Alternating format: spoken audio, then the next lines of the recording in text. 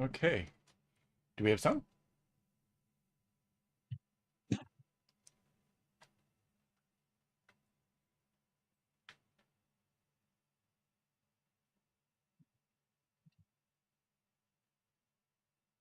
Yes, we have some. All right.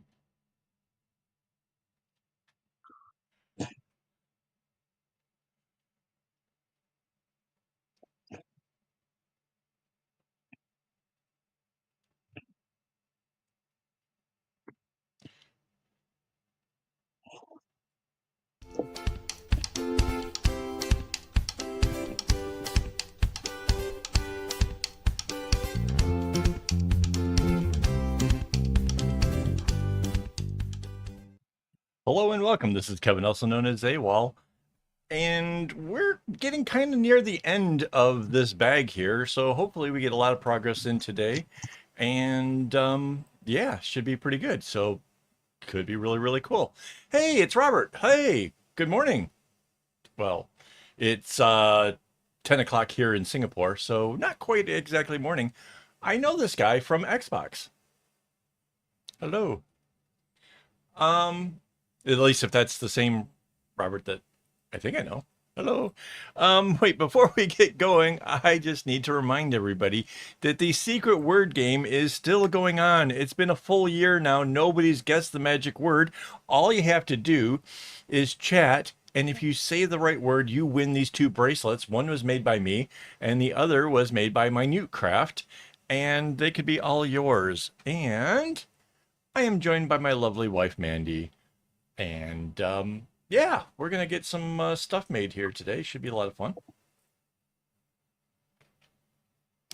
Um, oh, and if you haven't noticed, we have some new Chinese New Year's decor going on over here because now that that other holiday season over, we got another one coming in, and that is Chinese New Year's, which is full on over here in Singapore, and it's awfully fun, and there's a lot of cool stuff.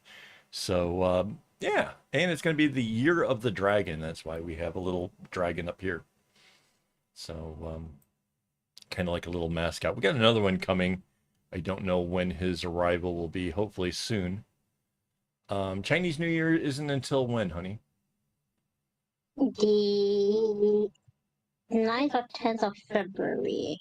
Right, 10th, I think. 10th of February. So, something like that. So yeah, kind of exciting. It's a fun holiday. You don't families get together, have meals together. There's all kinds of traditions and money getting passed. And basically, everybody wishes everybody else to get wealthy, which seems kind of nice. That's.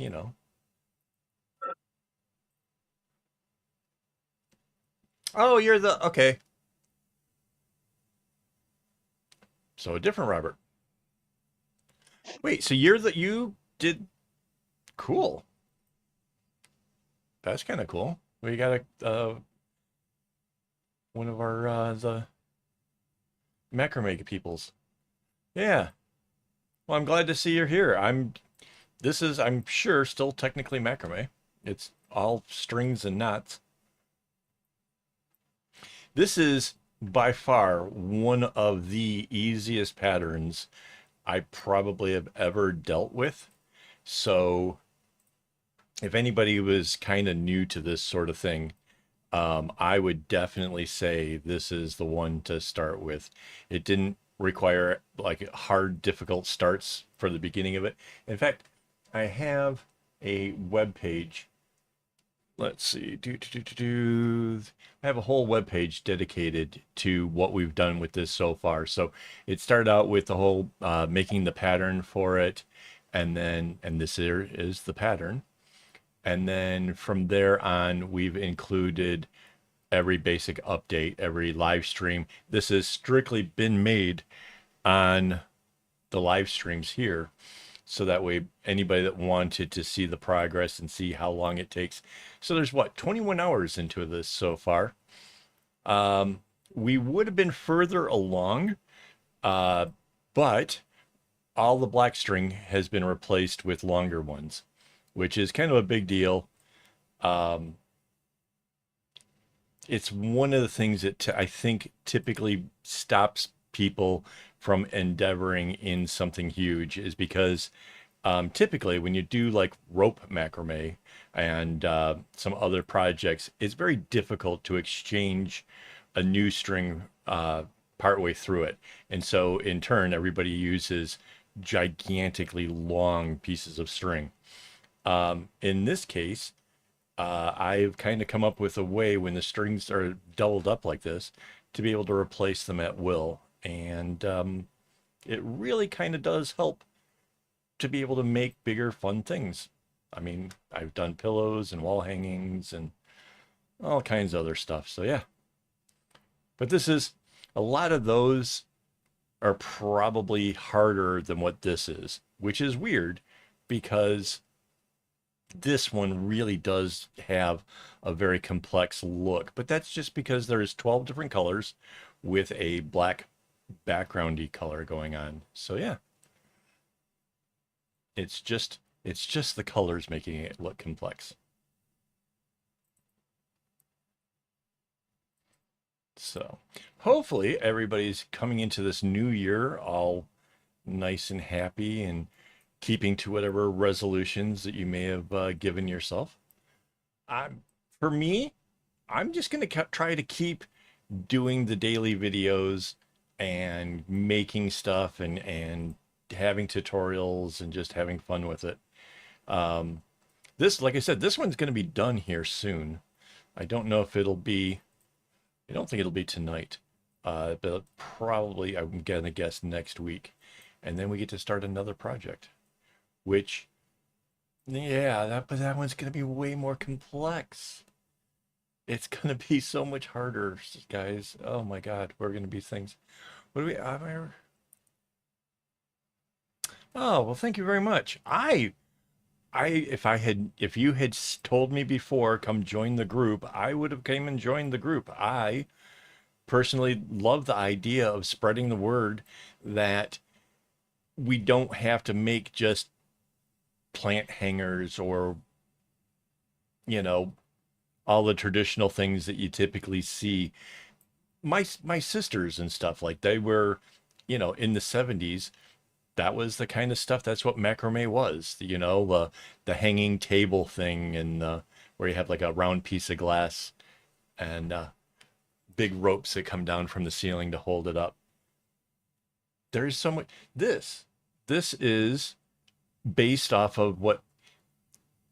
Okay, so I saw a fancy one at a fancy mall and it was all out of chromed whatever. But it's what basically the kids make out of like construction paper. And it's supposed to be like a lantern and it's part of the whole Chinese New Year celebration. These kids make these, bring them home, whatever. When I saw it done really fancy, I was like, wow, I could do that in string. And so I have. And then so like there's tutorials on that actually. Anybody's interested, definitely go check that out. I think I think the keyword to look when you're trying to look through my videos, I think look for CNY. Um, because if you look for the word Chinese, you'll get a bracelet that is that was made based on the Chinese New Year thing. It's a lot of red and golds, and then that one's got like eights in it, and it's a cool bracelet. But if you're looking for the lantern, I think the keyword would be CNY.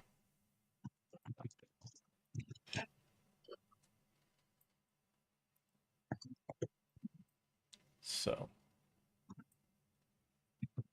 so we're to the point to where the colors are crossing over each other. And like I was explaining before, it's going to create a sort of, let's see if we can do the zoom in. Is this, there we go. You'll see the houndstooth effect is started right here, right? The green coming to the box, then this one coming in, this one here, and then there'll be one over on this side as well. Um, I don't know why it fascinates me, but it does. I think it's a really cool thing. I discovered this sort of thing when I was a kid. My mom gave me, they're like elastic bands that I think maybe it was nylon. I don't know, but um, you put these things on a loom, and they make pot holders. So you get these little square pot holders, and depending on how you weave them together, would make different patterns. And I went all in and made as many patterns as I physically could. And my mom was absolutely amazed at the fact that A, I had the patience to do that, and B, that I came up with so many. And we made them gifts for all my relatives when we made a trip to England. So, yeah, kind of neat stuff. That yeah, I was very creative as a child, and kind of glad that I can kind of continue that whole thing on even now. So, yeah.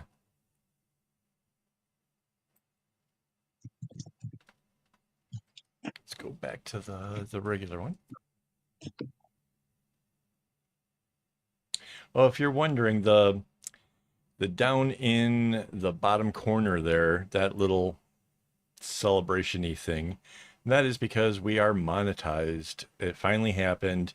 Before, that used to be a space where we would had the donut that showed how many more hours we needed to go. But we actually made it. And I got to say, it's kind of funny. I watched tons of videos about this for like a long time because I was very excited about the prospect.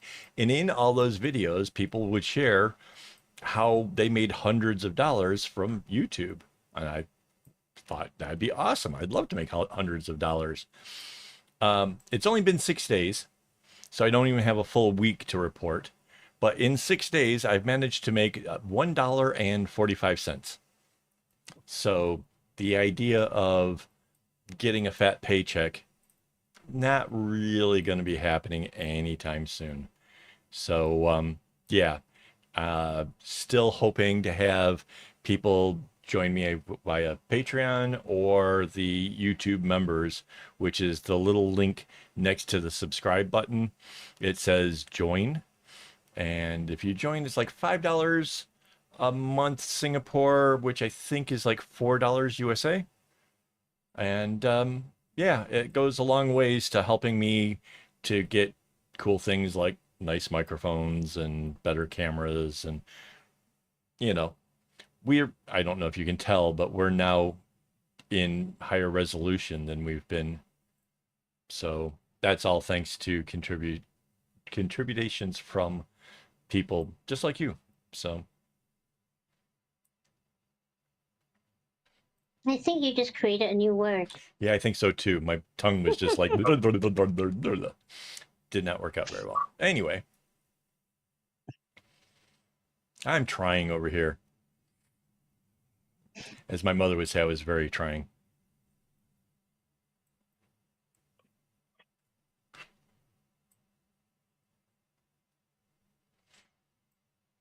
So in case anybody who didn't see the earlier parts of me making this, one of the things is each time it goes into the new box, the first one of the colors is coming in from the right hand side. So in this case, it was this the yellowy color here. And I did that to make it easier to kind of keep track of which color was going to be doing which thing, you know. Little things like that make it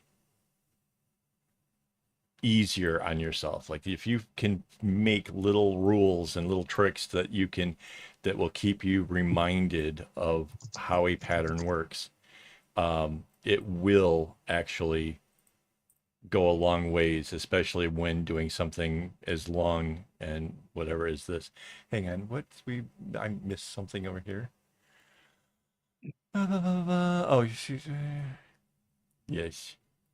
Yes, thank you, Rainbows. Yes. I'm It's been a long day, guys. Mandy and I are going to be taking off here towards the end of the month for our little annual getaway to celebrate our anniversary. And I am desperately trying to get ahead with videos in order to make it so that way we can be away and I don't come back to a complete and total state of panic. And for some odd reason, I am preemptively having a complete and total state of panic. So, yeah,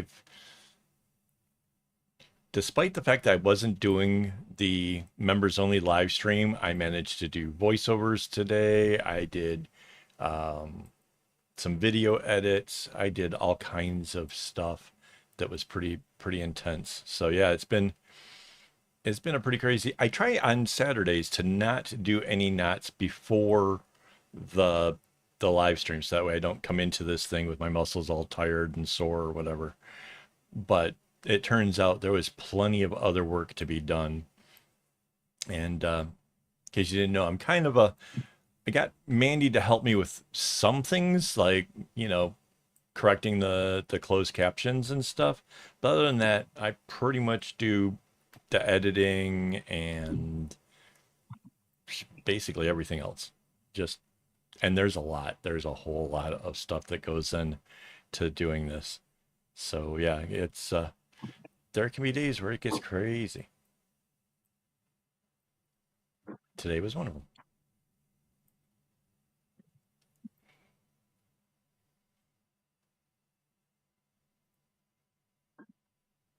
So Robert, where are you from? Considering you're saying morning, I'm gonna guess USA. That's the side of the world that would be in morning right now, I'm guessing. Because it's like, if it's 10 p.m. here, it's what, 9 on the East Coast? I don't know.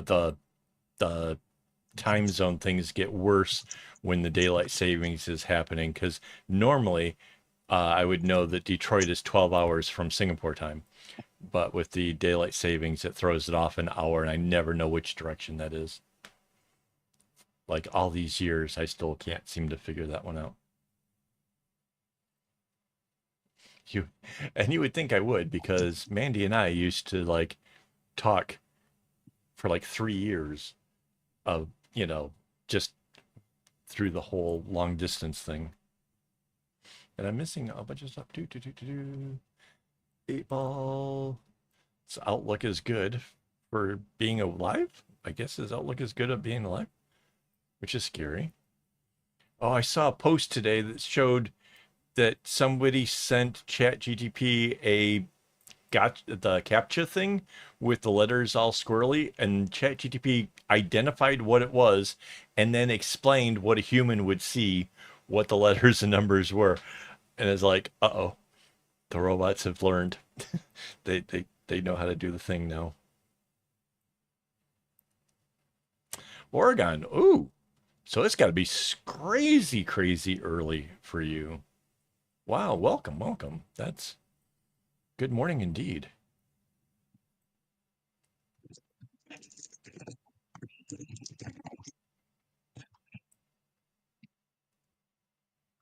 Yeah, like 6:20 a.m. Oof. Yikes.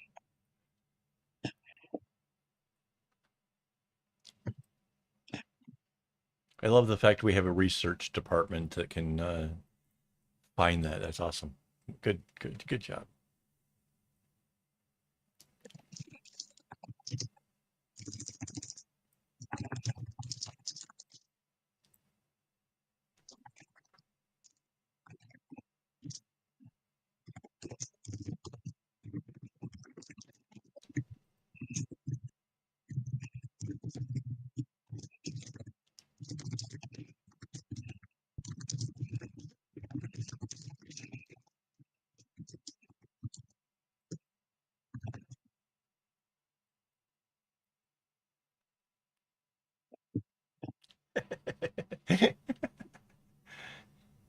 You never know. It could be one of those people who really enjoys mornings and sitting back, sipping on a coffee, and actually, Oregon's fairly north, but you guys have the weather that comes in sort of off the Pacific, so not as cold. Am I right?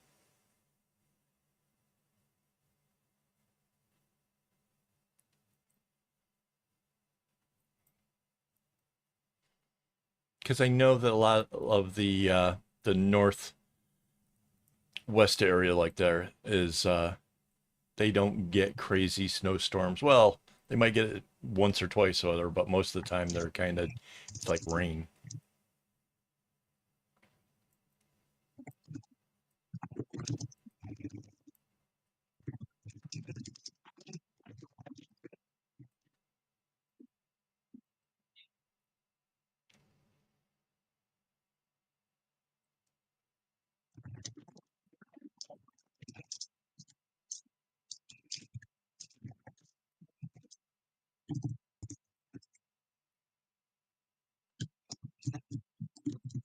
Insomnia is no joke, man.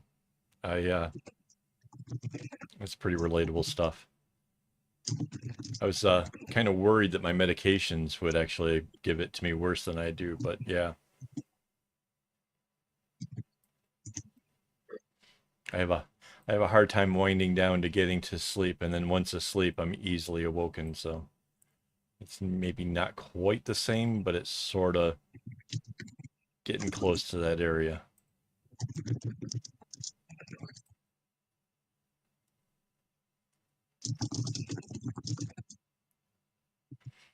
The weird part is every once in a while, I will there'll just be a day where like, nope, too many not getting sleep days, and suddenly I'm sleeping 11 hours. I think today was one of those. I did not want to get out of bed, but I needed it.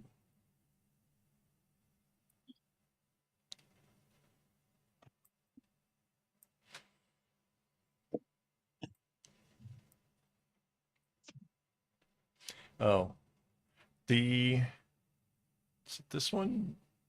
Wait, I'm in the wrong. My keyboard's not working. Oh, it's this one. Nope, nope, this one.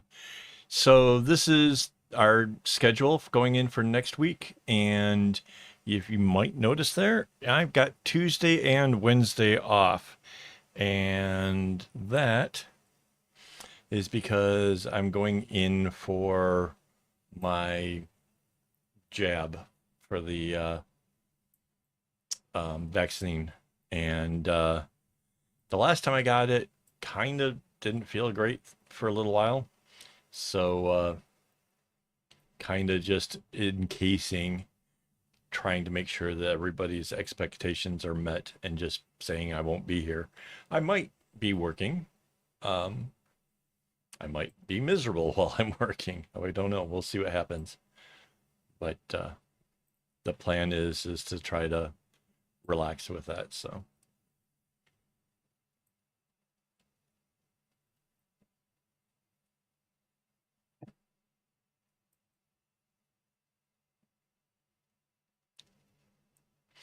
yeah, I'm kind of fortunate that my wife is such a night person, because with me having lived on the opposite side of the world, had she not been a night person, I would never have been able to spend all those hours just texting and video calling and all that time I spent with her.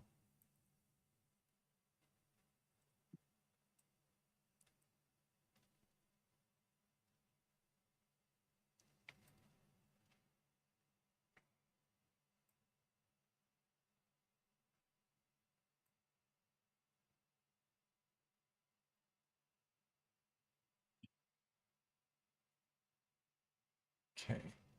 So you'll notice as I'm going along, like I know I no longer need these strings, so I get them clear out of my way.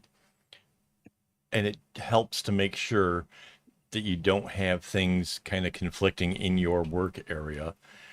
It's whenever possible, I definitely recommend doing something to that effect, because yeah, otherwise this whole thing could be a lot more difficult.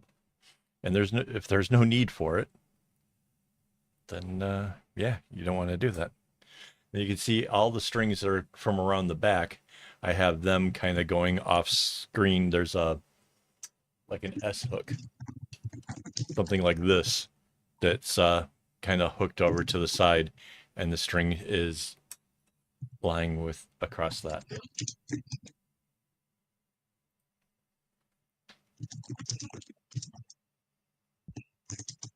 Because otherwise there'd be so much string everywhere. No, this is my regular job. This is I know. I made $1.45. I know it's hard to imagine. No, I've pretty much gone all in on hoping to make this my career because this is the thing that I'm passionate about. This is what I love. So, yeah, making a go at this. Yeah, if I had a regular job, there would be no way I could do daily videos or even remotely close to it. Like, seriously, every day is pretty much a work day except for one. I take one day a week where I get out of the house to clear my head and yeah.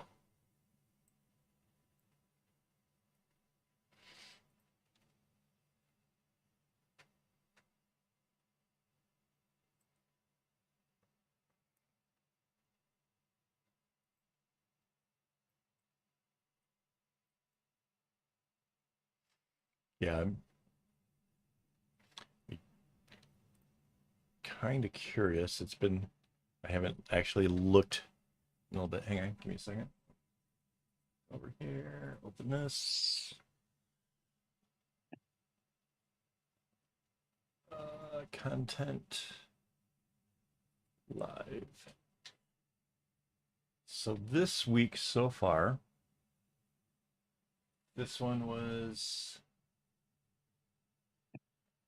there was a 4 hour. There was that one day we had the funeral going on, so there was an hour and a half. The day before that was over 5 hours. The day before that, 4 hours.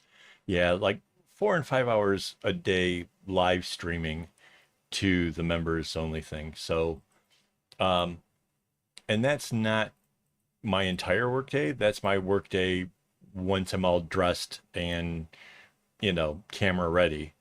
Um, in the morning with my coffee and stuff, I'm often puttering around and getting little things that need to be done, um, accomplished before you know anything else. Like because there's always something. There's so many little things that need to be done all the time. It's crazy. So yeah. But yes, it is an absolute blessing that I get to do what I love. Absolutely.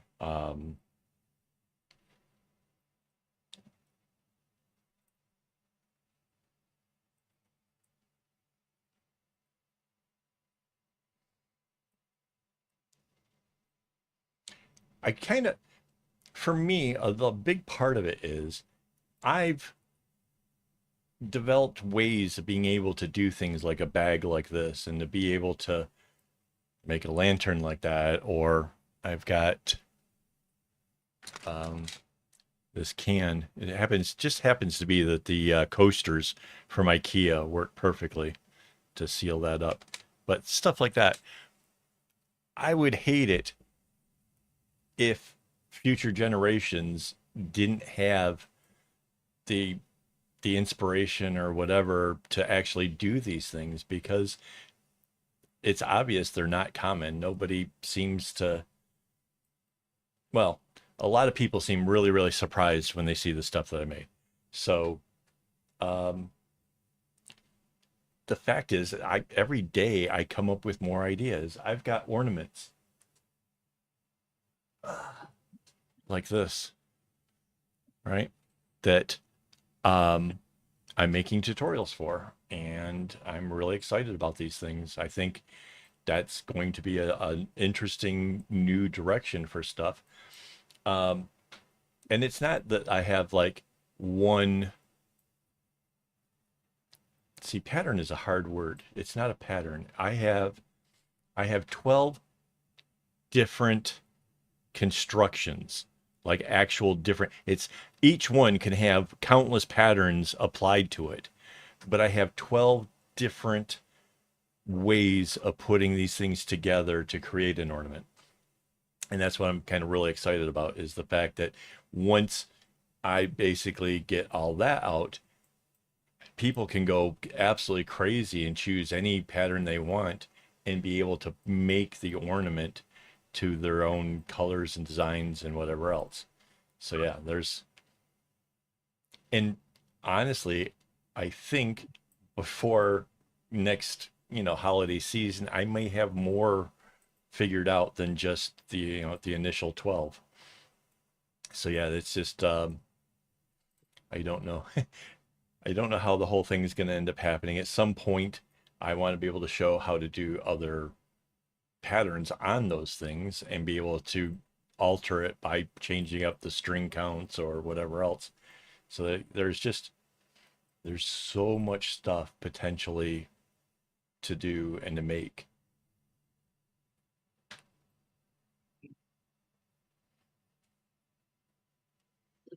Oh, well, thank you. Bimbo Barbella music program. Well, that's awesome. I guess kudos to YouTube or somebody that you found me by accident. That's awesome. I'm making a bag in case you're wondering what this is. This is going to be a bag. It's a cylinder, and so you can't quite see all of it because it's coming around this piece that I have that's basically there so that way the strings in the back don't get kind of caught up with the strings in the front and make it harder than it should be to make it. Yeah, it's a cylinder. It's going to be a bag that will hold a cell phone. So, and I think we're almost to the length where that will work. If not, well, let's see. My phone's at the top. Yeah, I think we have like another couple rows to go. So that's why I honestly think this thing will get finished probably next week, give or take. Oh, thank you. Yes. Well, it's going to be the year of the dragon. I'm in Singapore, so Chinese New Year's is a big thing. So yes, we have a little dragon up here. Well, it's weird if I go in front of here, right? So yeah, we have a dragon here, and we have a Chinese lantern kind of off to the side, kind of getting into that whole spirit of things. It's kind of neat because as soon as like New Year's is over, like Singapore kind of dives in and goes, does the whole Chinese New Year thing. Is cool. Yeah, so yeah, if we go to this screen, you can see, you know, dragon.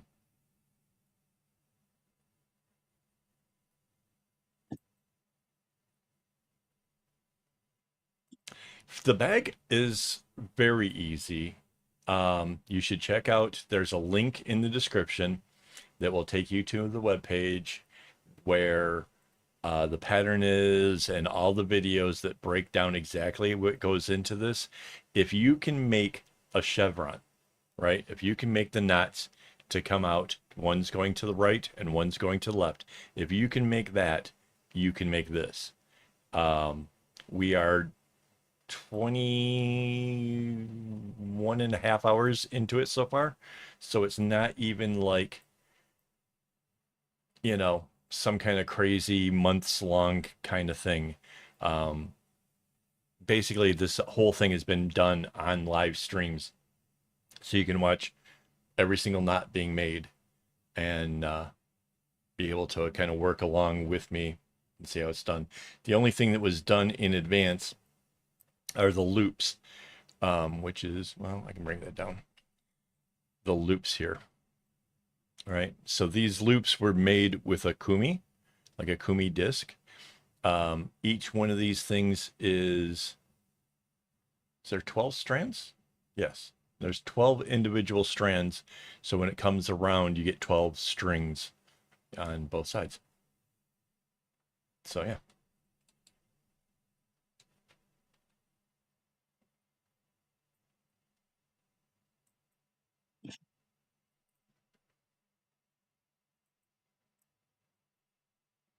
Yeah, and I kind of like if you go back to like the very first, and well, if you go to the first live stream of this, you will see me kind of breaking down the whole how we got each individual piece kind of started and then started joining them together. And in that first live stream for this, there was um, about half of it, about, you know, the width of this across was all put together. And then in the second one, we put the second half together. And then the third, we joined those two sides and made one very long. Well, you can kind of actually see the progress on that web page I was mentioning, this one. So this was, here I make the pattern, kind of explain what we intend to do and show that this is the actual pattern. This is just one segment of the whole thing because the whole thing basically repeats itself. And then we were able to put about that much of it together. So not a lot, but you know, that's 6 loops out of the 12. So, you know, halfway there. The second live stream, and then we made the second grouping. And the stream after that, we put those two things together and made one big long block of it. And the one after that, we went and we turned it into the cylinder and connected the whole thing. So that was kind of cool. That made it kind of neat.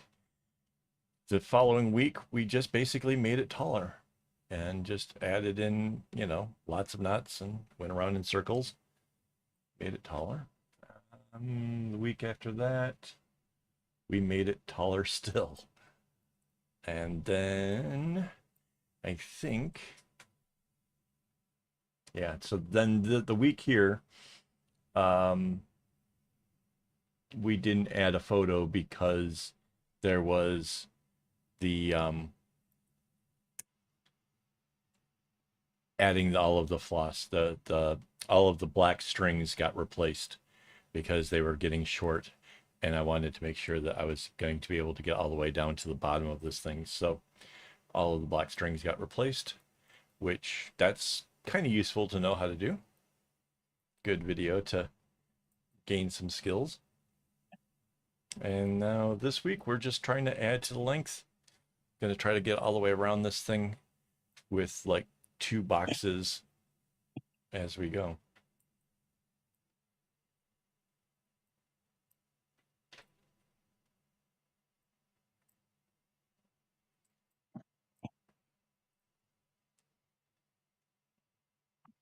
And then once this one's done, we are going to start getting into some projects that are more difficult. And I think it gets progressively more difficult. Basically, it's going to start out, you know, just a nudge more, and then kind of ramps up until we start getting into projects where I'm going to have the image where I can check off what's been done so I can see where I am in the whole thing. So that's pretty crazy. Yes, please don't break the Kevin.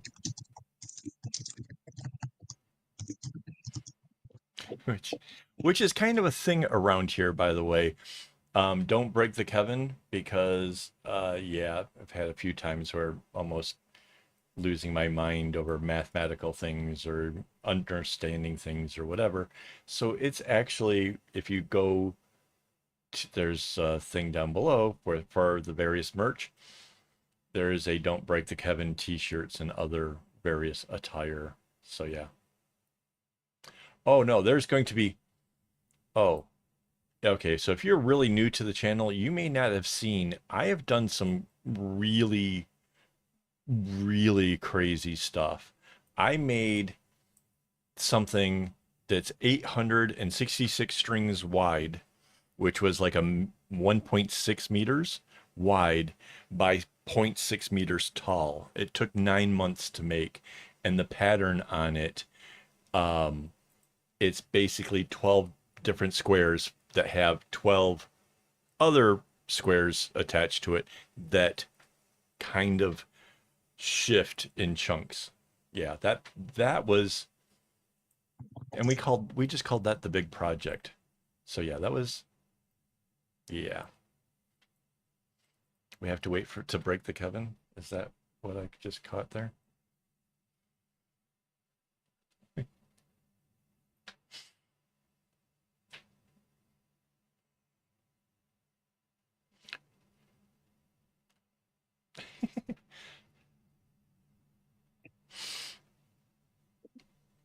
I think he's just traumatized. He he has that memory that of the time you beat him and never forgotten.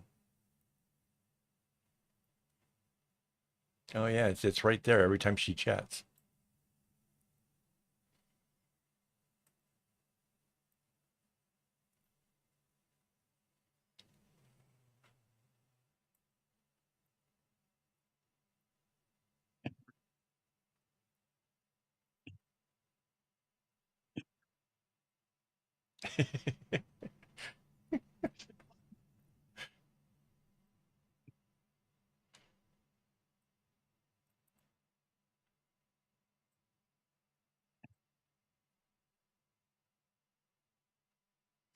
I kind of wish I had like some of the more difficult.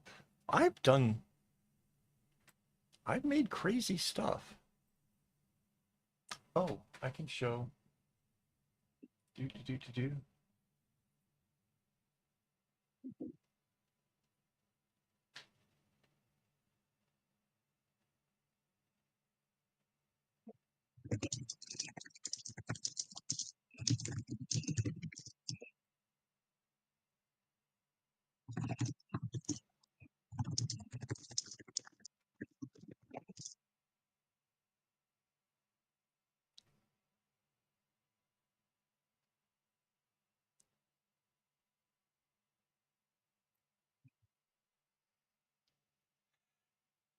So since somebody's new here and doesn't realize, um, if you go to my website, akaawol.com, and you go over to portfolio and you sort by Rapunzel, which is basically one of my the first bag I made. I put it on my head and it looked like I had crazy, stupid long hair. Um, so it became Rapunzel is the joke for the bags.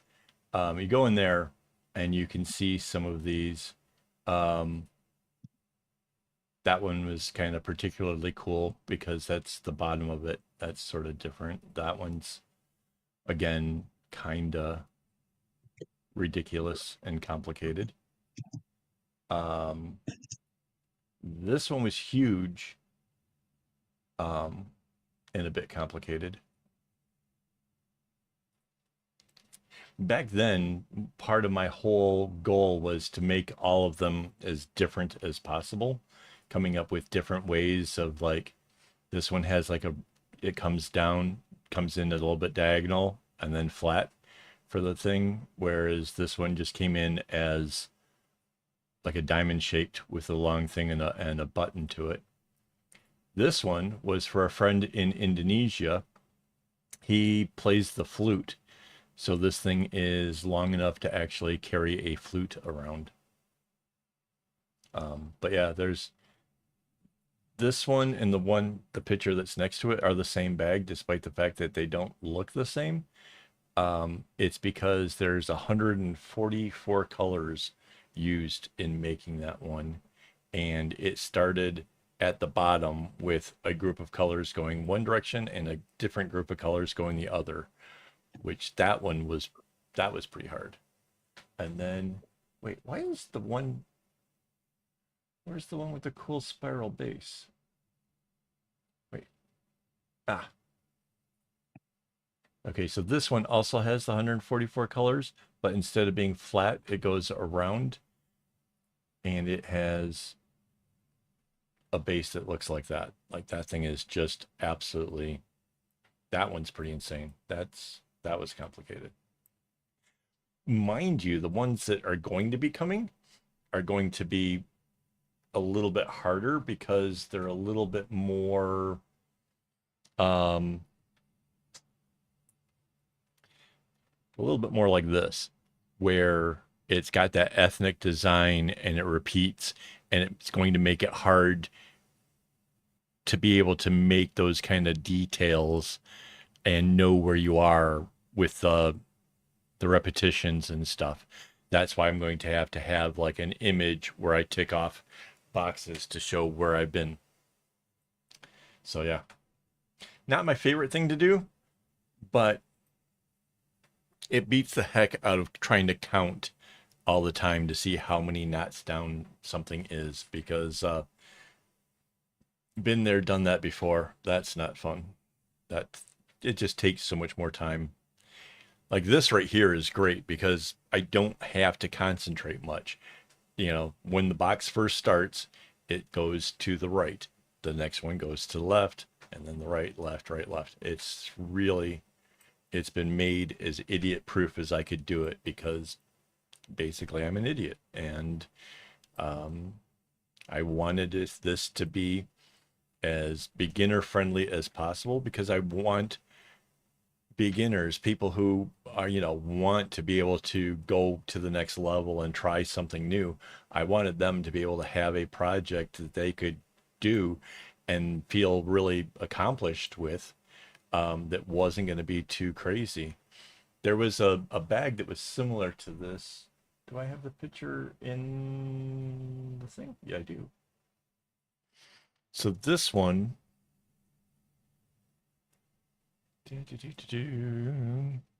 so this one is very, very similar, but the setup to the colors was much more complex.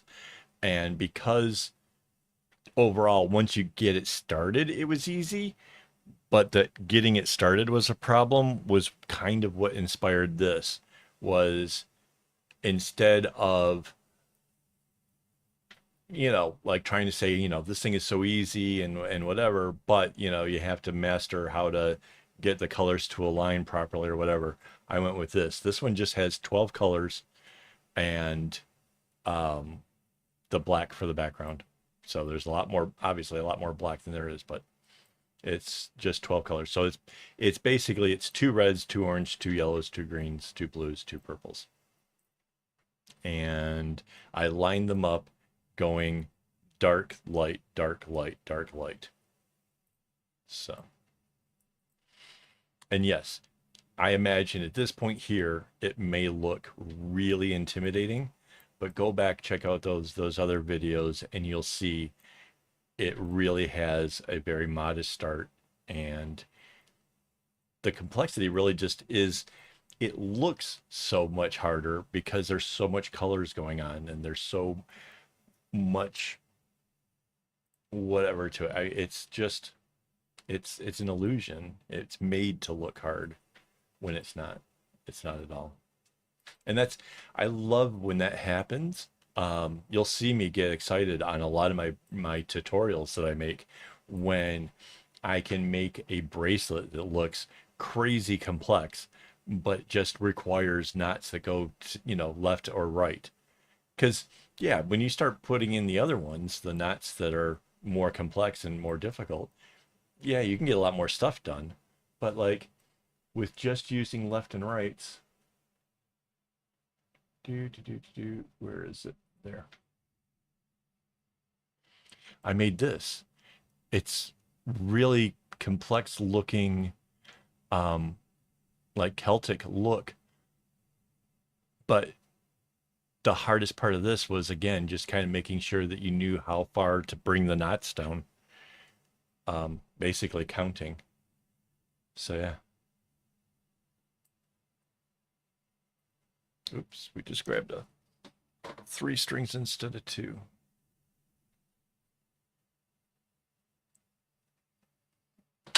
It's the trouble with having the black strands in there is they're sometimes hard to see. But I could feel the difference in thickness. Like, nope, that's not 2. That's 3. That's cheating.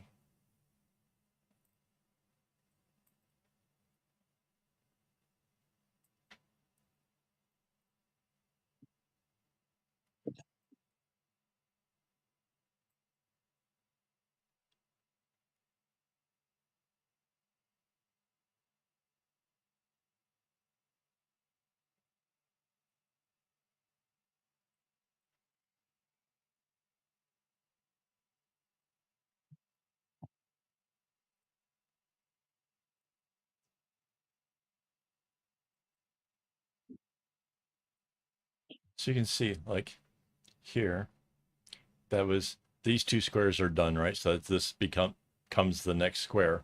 The first one came in from the right, which, or from the left, sorry, came in from the left going over these. So now this one will come over this way. So these knots will just be going to the left over top of the other ones. And it's just the alternation back and forth that makes up the pattern. It gives it a woven look. Overall, that's what your brain is probably going to tell you when you look at something like this, that these are all weaving through, despite the fact that that's not at all what's happening. They're, these are just series of knots, one after another.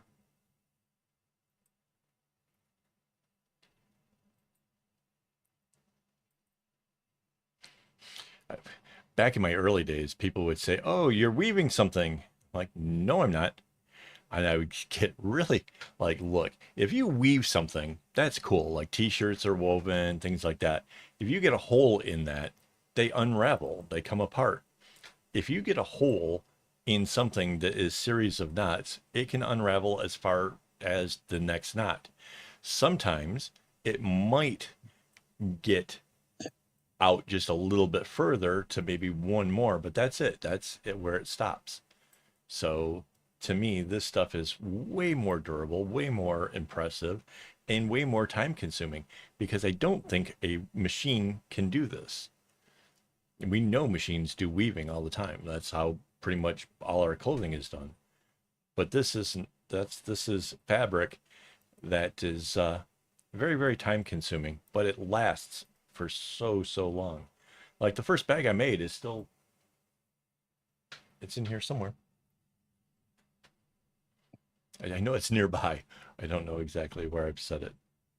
I'm not exactly organized, not as much as I'd like to be.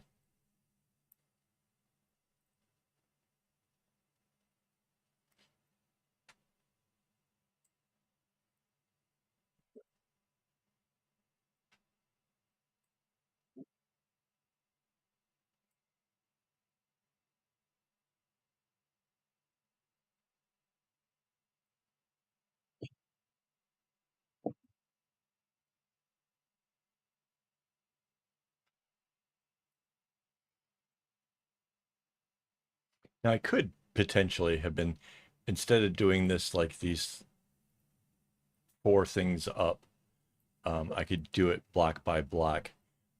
But I find that having like where this is one long row at a time just kind of speeds things up a little bit, makes it just a little bit easier. It's personal preference when it comes to stuff like this.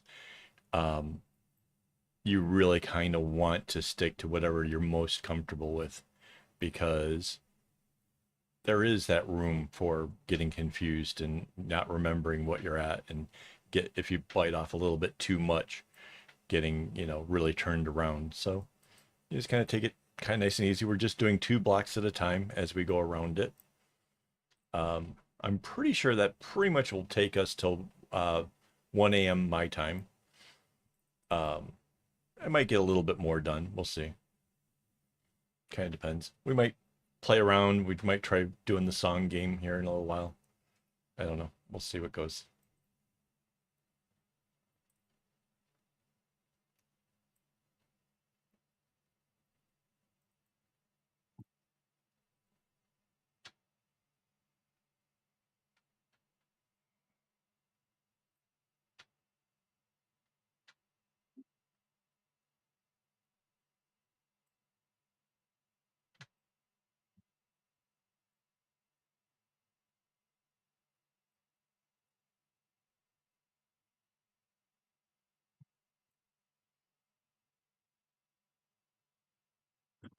I have um, created graph paper using a program called GIMP, which is, it's essentially Photoshop from back in the 90s, essentially. It's a free software.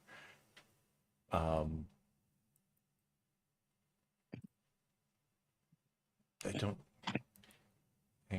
can show you something just a second.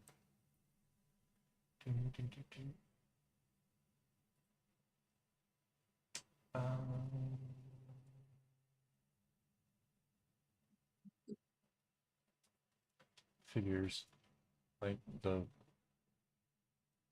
there we go.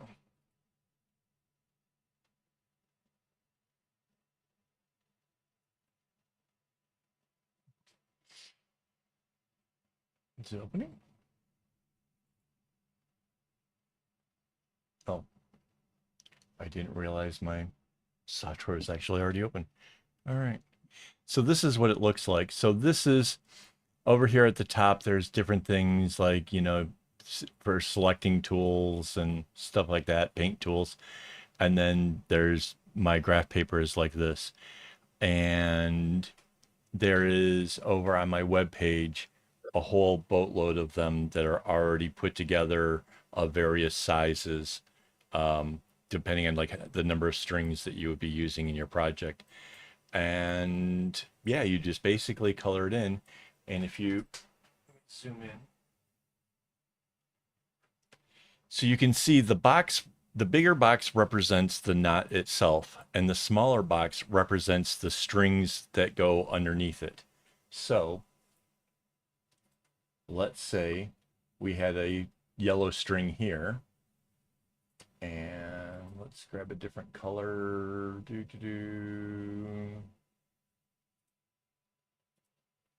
And we have a blue string here. The possibilities of what we can have is this knot can either be the blue or the yellow. And then down below, you have the choice. Did the yellow come through this way? Or did it change directions and go that way? And that's how you basically decide as you're filling it all in to create a pattern. And there is a pretty lengthy playlist of me making patterns using this stuff and explaining all the steps along the way. I'm not sure how many videos are in that, but it's got to be pretty extensive by now. Wait, can I see that from here? Playlists.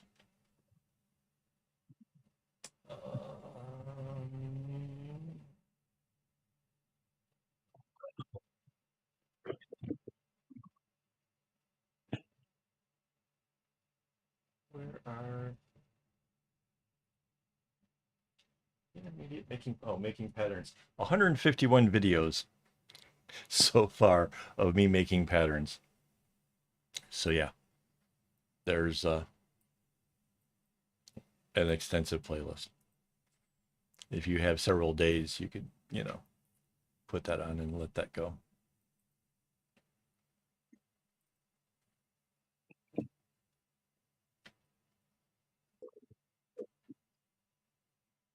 So the reason I do that is, well, first off, that's how I learned. Back in the day, I was doing this before there were computers. So I created the graph paper using regular graph paper and like a Sharpie. Well, not Sharpie. What do they call those the micro pens or something? What do they call those? The little fine tip pen things. Darkened in the areas. Yeah, something like that. What the? I know I have some around here somewhere. Anyways, microns, something. It's just a brand. Okay. So use those little pens, filled it all in on the regular graph paper. The regular graph paper is the color blue that I use in the stuff that I make because that color blue does not show up on a Xerox machine. So that was kind of the whole premise of that. So yeah, I take it, go get it printed out. Like I'd make it, I'd have to use a couple pieces of regular 8.5 by 11s to make one big enough to actually fill a regular 8.5 by 11 because of the way it's turned diagonally. And then make copies of it. And then I would color it in with colored pencils, which means that pretty much if you make a mistake, you pretty much ruined it. So yeah, I had to be really, really careful making it. And then later on, computers made that whole thing easier. And yeah. Oh, and once upon a time, I tried to add one of my patterns to one of the websites. And after spending, I don't know, a couple hours trying to meticulously put in my design, um, it wouldn't take. Something about it. I think there's something about like it has to be repeatable or something, and a lot of my patterns don't. I was just like, so we can't do this? Like all this time that I spent is for nothing? Um, Kind of got a little bit upset with that and decided I'll do it myself, darn it. So I have my own webpage where all my patterns and stuff are available. Anybody can go check it out and pull out patterns and stuff. If there's a pattern that you think would be kind of cool and you want me to try, you can send it my way. And there's a good chance I will put my own spin on it. Um, Sometimes it's adding flourishes to the beginning or in the middle or something to that effect. But yeah, I enjoy that. If you want, you can send me stuff for the blindsided creations, which is where I don't know what I'm getting before going in. I just request that there's basically three things: the pattern number, the website that that pattern number refers to, because there's two of them, and the number of strings that it uses. So that way I can have my patterns and stuff set up, and it just makes it the videos go a little bit quicker if I have things ready when I, sit down to start it. That's it. And then basically, I like to promote whoever sends me the blindsided creations um, by sharing their Instagram or whatever they want shared in my videos. So yeah, it's a good way of getting other people to notice your account if you're interested in such things. So that's always fun. So most of the time when I'm looking at patterns for myself to play with and try doing various things, I probably go to friendshipbracelets.net um, more than anything. I just kind of like their layout. I like the ability to right click and save the pattern to the computer so I can create folders for future references and work things out. It's a little bit harder with Bracelet Book because they make it so that way you can't just save the pattern. Um, well, I guess you can make an account and then you can there's some, I don't know. I don't like their thing. It's weird to me. It just confuses me. So yeah, no, I use the friendshipbracelets.net primarily. Not, but it doesn't matter if you want to send me a bracelet book pattern for the blindside creations. Um, that's pretty much all that has been sent to me so far. Um, just is what it is. For whatever reason, a lot of people choose that one.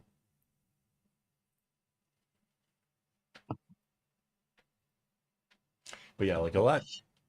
Um, I think oh yeah, I just put away I had a bunch of bracelets on my desk I could have shown you. So I got one. Like when designing this, right, I wanted it to be symmetrical. So I put the one dark thing that, does the whole whatever into the center, and then these flank it, and then it starts to go into what was happening on the center at the ends, but it kind of runs out of space. This was for somebody who basically showed me a picture. There was only like this much showing of a bracelet that was badly, well, it's just been worn. It'd been worn for a very long time. It was a very loved bracelet, and they wanted help to remake the pattern. And one of my favorite things is having the symmetry. And so I worked out the pattern for her, and this is still for her. I just don't know where to send it yet. Um, she's told me like when she can afford to, she'll order up some bracelets and I can throw it in with that, but she didn't want to just take a freebie from me And so yeah, I still don't know where to send it. Actually, I kind of forgot the person's name, so I'm gonna have a hard time. Like, I'm pretty sure I'll remember it if I see it, but they're gonna have to like remind me and say, "Hey, you still got my bracelet?" Because yeah, I don't know. Right on. Yeah, that might be why so many people send me this stuff from the bracelet book. That's a possibility. Um, I find that there's a lot more friendshipbracelets.net in Pinterest. So if you're ever like trying to find something pretty, that's another way of actually going on a search for bracelet patterns. Or plug the heck out of my own website here. Do, do, do.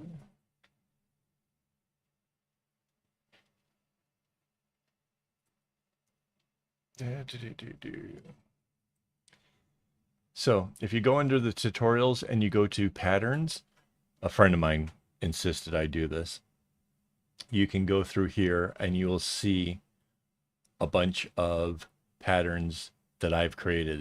These are all something that I've done, and you can go through and load more. See, there's the bag we're working on.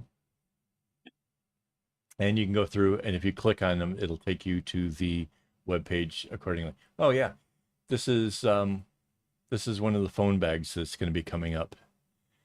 So when asking like how much harder is it going to be, hang on, let this thing load, and you can see.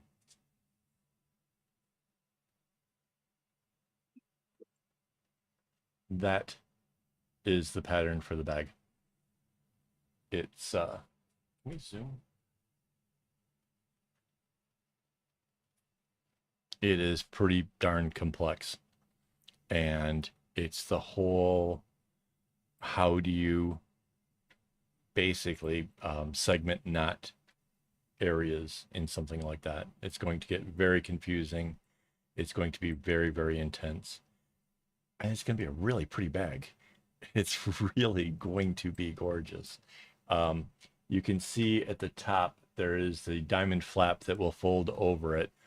The side, these little V-shaped areas on the sides are where the kumis for the strap will be. And then on the other side of the bag, it's the pattern goes flat. So that way that triangle flap will flip over the top of it, and there'll be like a kumi loop to it that actually lets it button down. So yeah, pretty intense stuff.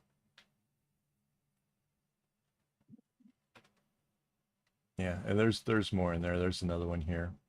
Oh, that's that one. This is another bag. This is another bag. This is another bag. We've already completed these two. So yeah, lots of stuff coming up. A lot of creative things.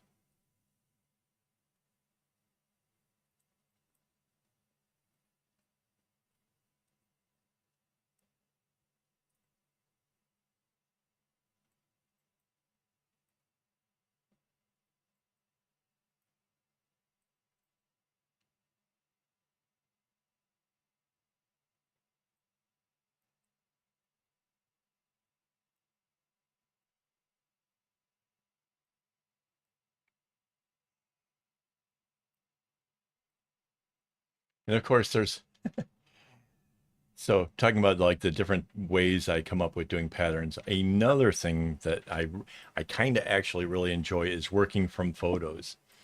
Um, I have a number of photos saved on my computer from a long time ago, just probably doing screenshots from things like Instagram or wherever, maybe even Facebook. Um, So yeah, there's a bunch of those. And the thing about doing a pattern from a photo is there is no way that I get to reference how the other person had done it, which has led to some interesting discoveries because on at least one occasion, I made up my own pattern and then later found somebody else's pattern to it. And when comparing the two, mine was by far way easier. Like crazy difference of like how much easier mine was. Um, the other one had used a method of trying to do like two colors that every single knot zigzags. And that way, by having it just two colors, they could put either color at any point anywhere in the entire bracelet and made it go. I found ways of wherever the lines were utilizing it and made it so that way the whole thing could be worked in segments. And yeah, the amount of time that you would save in actually making it would be so different. So yeah.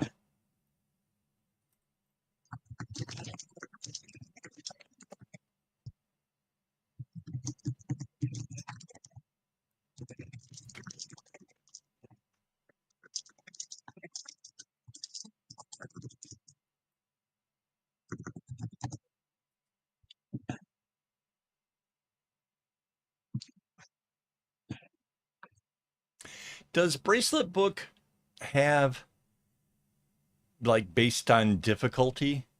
Because I know that friendshipbracelet.net does have it by difficulty, but they don't have a lot of very easy bracelets. I was kind of interested in finding some bracelet patterns that are really super easy and then doing, I've got some ideas of what I could do with that. So I am kind of interested if anybody's got like a pattern that they think is just like super beginner friendly, I'd be interested in them. I'm getting a weird feedback. I don't know if for some odd reasons Mandy's computer is like picking up my voice and sending it back to me, but it's making my computer go all kinds of wah, wah, wah, wah, wah. It's kind of crazy. I don't know what that is. Like a strange feedback.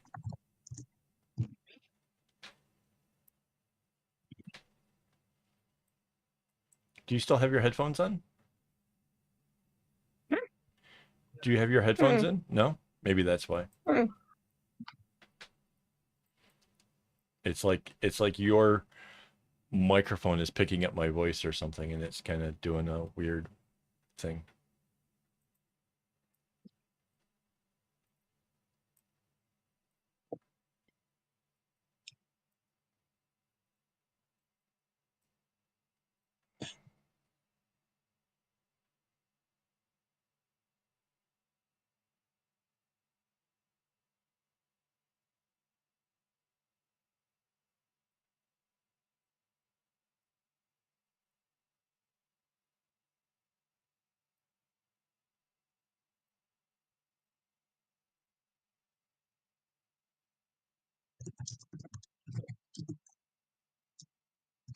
Well, yeah, I'll check that out then.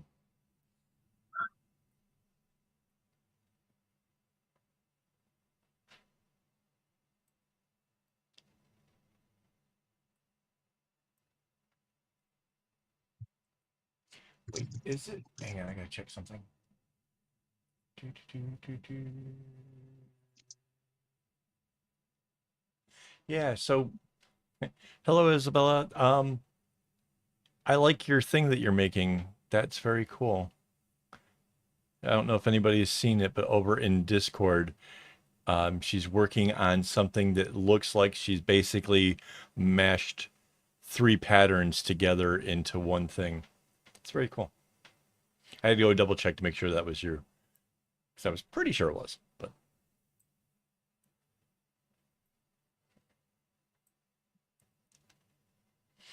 how quick is the turtle now? Has he learned to scoots?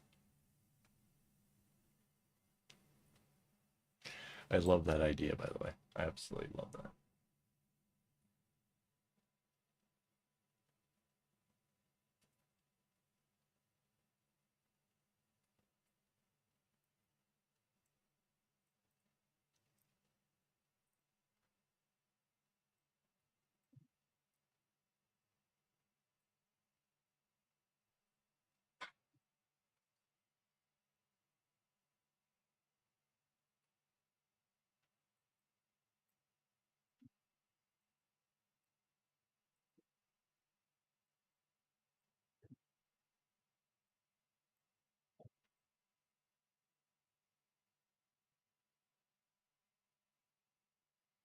Yeah, so I've messed with a bunch of those, and it does kind of require that.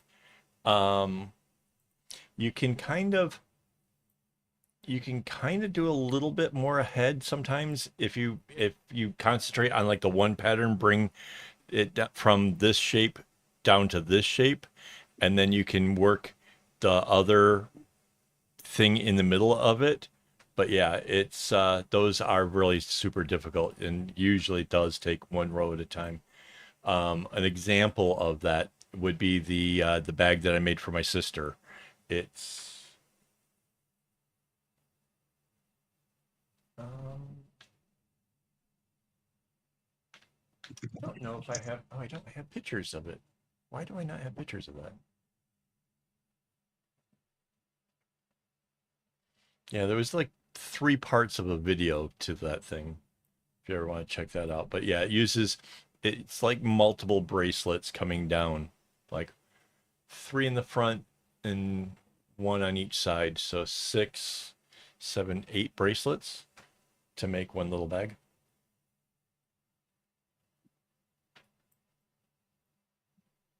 I think I made more than one of them, but my sister's is the first one that comes to mind. And because there's the three-part video, it basically breaks down the whole designing phase of it, and then getting it going, and then actually working on it and stuff. So yeah.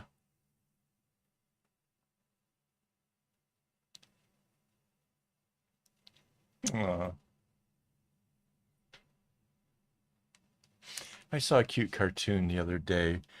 It was a turtle asked a snail, hey, you want to get on and go for, I'll take you for a ride or whatever. And then the snail's up on top of the turtle, and the snail's going, for God's sake, slow down, you're gonna kill us all.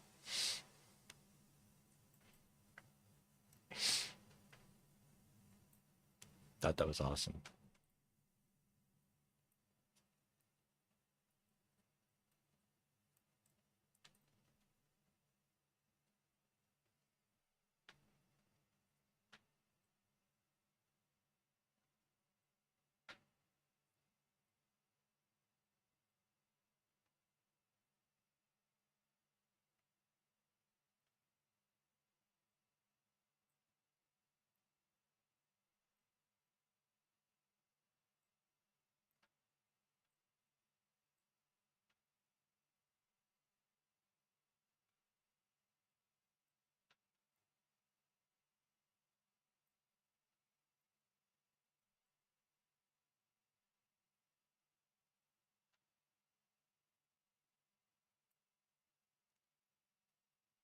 Yeah, I wish I knew how to find it again. It was like it could have been on Threads, it could have been Facebook, it could have been anywhere.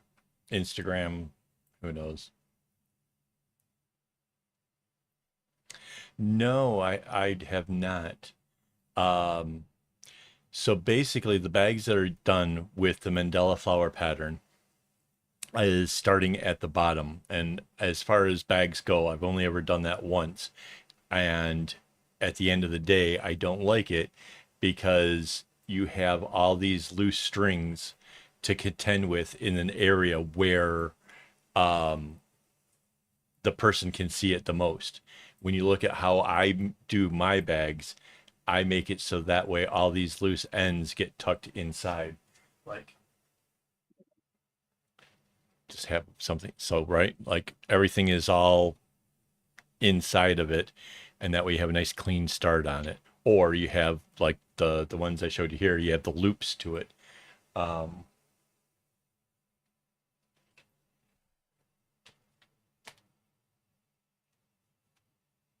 I have all kinds of creations laying around here. So here we have a change bag, all the loose ends tucked to the inside. The smooth side's up here, and we've added a zipper. This one here, we started with kumi loops. It's got a nice big kumi rope to it, and it goes down in, and all the loose ends are all inside of it. So in the inside, doesn't look great, but the outside is awesome. When you do the mandala bag, you're starting at the base and you're coming up this way, and you're going to try to hide all of this inside of loops that you try to do a macrame over the top of. First off, it's not going to be as structurally strong as what this is. These kumi loops are really super, like, there's a reason why the ropes like the Navy uses or that you climb with or whatever are done this way, is because it's made to be stronger. So there's that advantage. Then yeah, I mean there's so much reason why going top down makes more sense to me. So I kind of concentrate more on that. Like I said, I did do it once. It was a bag that I actually just showed not too long ago here in the thing. I got control to make that go back. Portfolio. I'll show you which bag it was.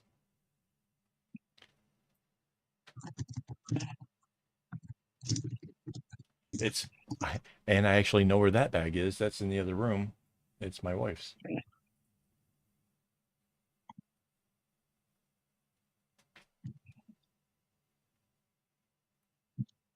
Hang on, waiting for the computer to come on.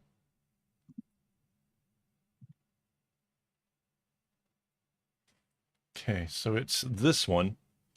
And you can see I basically tried to use the macrame on the handles to actually, hide the fact that the strings were, I had to like whittle it down the number of strings that actually go into that handle to make it whatever. And every once in a while, one of those little strands, the ends of it or whatever, will come undone. And so now the handle of the bag itself looks a little ragtagged, a little worn, aged, kind of prematurely. Like, it's, for as much as my wife has used it, it should not look as abused as it is. And it's that quality thing that I don't like it. I don't. I want, like, hang on. First bag is.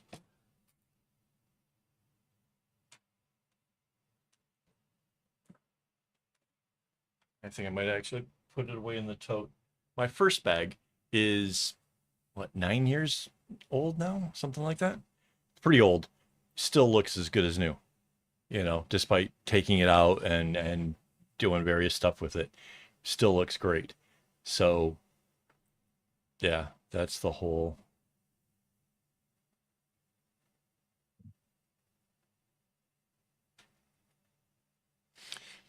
Plus, you could you can potentially go kind of big. I would imagine. I could figure out how to make a very big base going with the mandala type bases, but most of the ones I've ever seen that were done are really small. They're just little tiny things.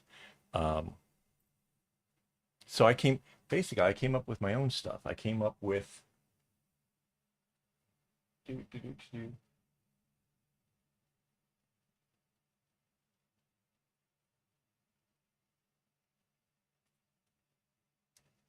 Oh, there's the first one.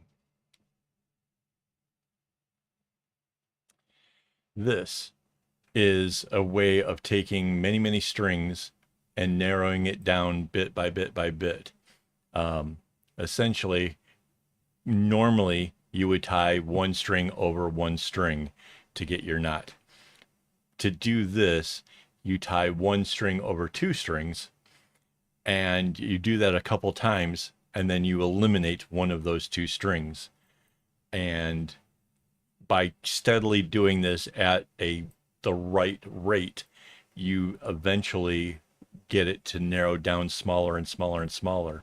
So instead of having interesting mandala shapes, you end up with these cool spirals. So this was my first attempt to add it. This was my second. And you can kind of see, like, I started eliminating the blacks where the first one's to go, and then slowly taking out one of each of the colors until it finally came into the center. And then the center is just the group of the last strings pulled through to do it. And then this has a similar effect. And then I use something like that for these. So this is doing the same thing, except for where the bag started was this long, um, like what the bag we're working on, kind of like a cylinder, but it was a really big cylinder to start with. And then parts of it are like how the opening is the flat like this, where the opening is, that sort of, so you only had half of it going one way and half going the other side to join up with the rest of the other ones.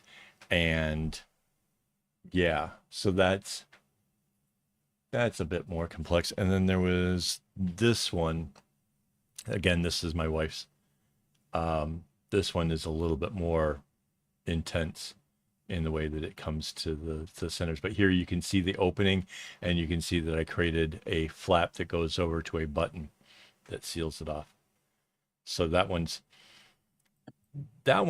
one's seriously, like, the amount of, like, figuring out all the pieces that went into it. And because it's 3D, I couldn't just draw out a pattern to make that. I basically, the patterns up at the top is just something that I really like to make, and then everything else was just kind of winging it. So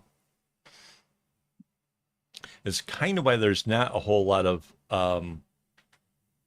like me doing a tutorial on how those are done, is because it's really hard for me to even explain kind of what happened while I was making it.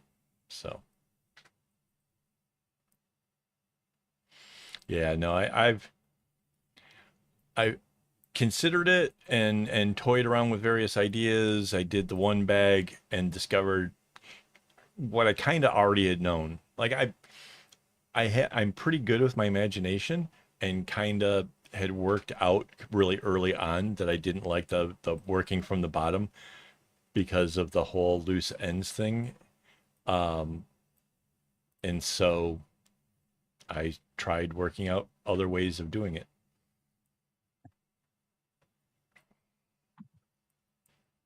Yeah, so the whole, like, narrowing it down started with something like a tube that was almost thimble sized. Like, I just kind of wanted to see if the concept would work. And somewhere there's a briefcase around here somewhere that's in. I've saved it, like, from back when that first came up with the idea. And it was a big gamble. That first one, I convinced a seller to give me a bunch of string to make a bag that was going to be a giveaway. And the seller was like, heck yeah, getting my name out there, and you know, you're really well known, and you know, sure, let's do it. I didn't fully have the method to do the spiral, like, worked out. I just knew that the idea itself was sound. So I went and I did it. I made it actually happen. And everybody was happy. The winner got it, the person, the company with the string, everybody was happy. But there was some risk involved because of the fact that it never had been done before. And yeah. But that's what happens. Like, I can have ideas on how to make things and be confident enough about that I will make it, because I can envision all of the steps that are involved, and then I do it. And if we're lucky, I have cameras rolling that's capturing all of the moments of the, oh yeah, yeah, yeah. And then all I got to do is I put on this, and then I do that. And, you know, because there's a bit of that. I think it comes down to creative mind and ADHD. So, yeah. I don't know how my wife puts up with me sometimes, honestly. I know that there'll be days where I'm suddenly like have an epiphany of sorts, and I have to try to explain it to her, and like I'll pull out, whiteboards and dry erase markers to try to, and then this is gonna have to come. Yeah, I don't know how she does it.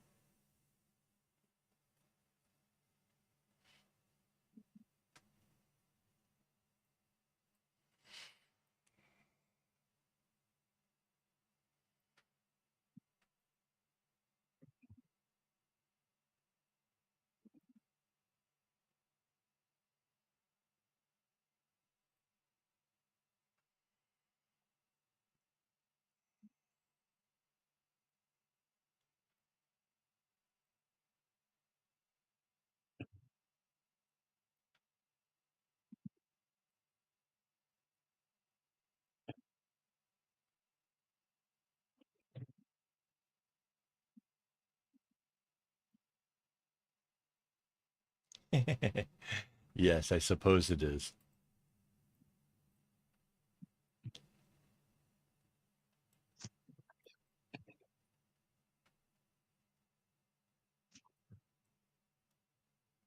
Oh, and if you guys haven't figured out, there is about a minute lag between the moment where I can read your comment and when you will hear me respond to it. So, and there's no way of getting around that. That's the whole thing. I have no idea why. It's not a minute, No, half maybe.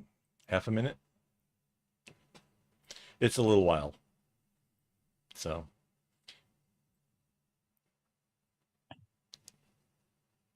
used to hate lag back when we were communicating because it was hard to tell, like, if I was answering question one or question two, kind of stuff. It used to drive me insane.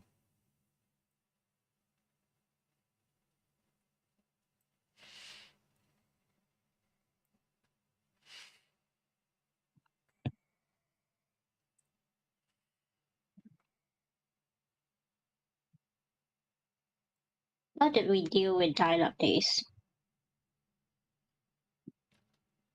It was difficult. It was very, very difficult. You're talking to a person who had to have like separate phone lines, so that way I could order a pizza while still being on the computer. I had all of the cool new tech. I had a phone with that had its built-in like answering thing that was it had caller ID that could affect your voice messages. So if it was just a random unknown number, that could have its own message. If it was a block number, that could have its own message. If it was your friend, it could have a message. If it was your work, they could have a message. You could record to all different kinds of things. Like, so I could basically make my general message thing. Sorry, I'm not feeling well. I'm probably in bed. Just leave a message. And then for my pal that I'm going to go hang out with, hey, buddy, I'm going to be down at the fishing hole. Hope you can catch up with me soon. And only he can get that message. I thought that was like the coolest stuff. Like that was the top of tech right there.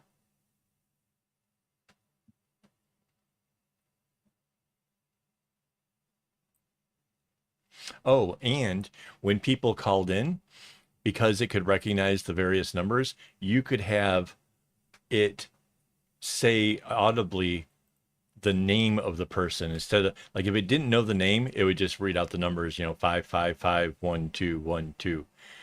But if you knew who it was, you could like record your own whatever you want it to say when that person called up. You could be like, "It's Keith," and that's what you would hear when the phone would ring once, and then you'd hear, "It's Keith," and then you'd be like, "Oh, okay, way cool."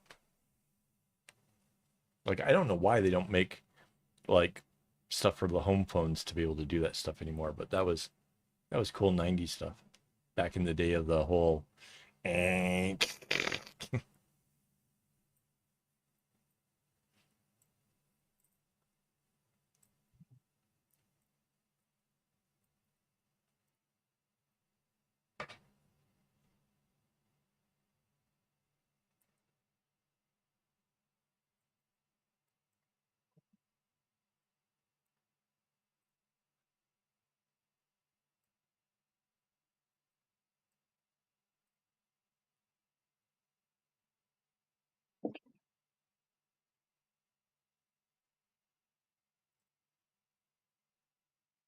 So it's a little bit past 11:30, and I know we started off in the area of the green because I was pointing out the whole whatever.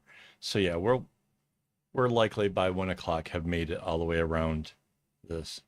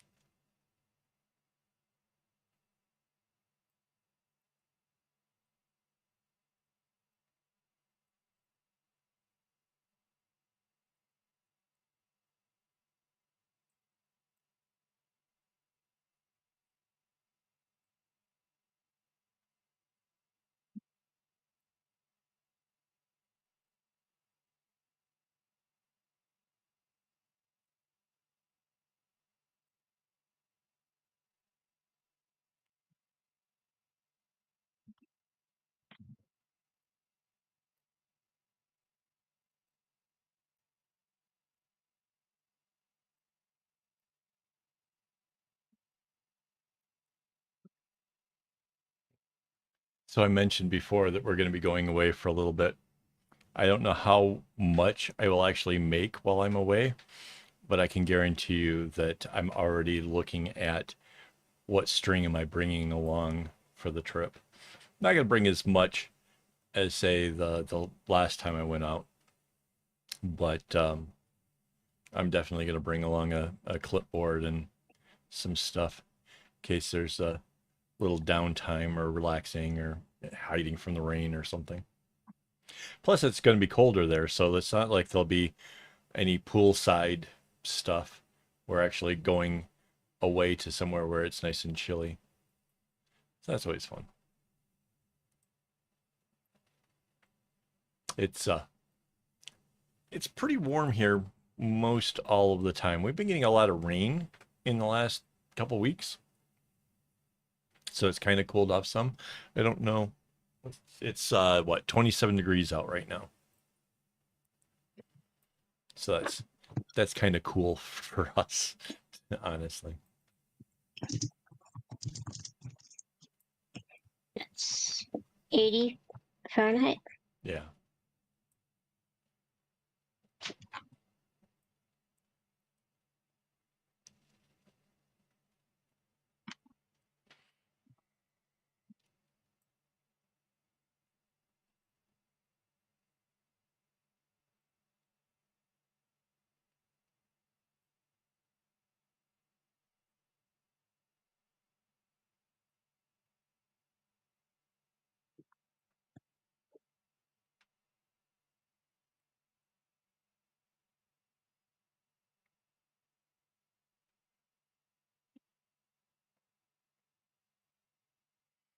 Okay.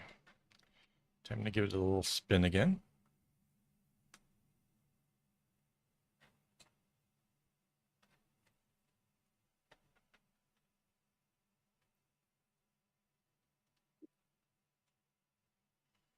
Oh goodness.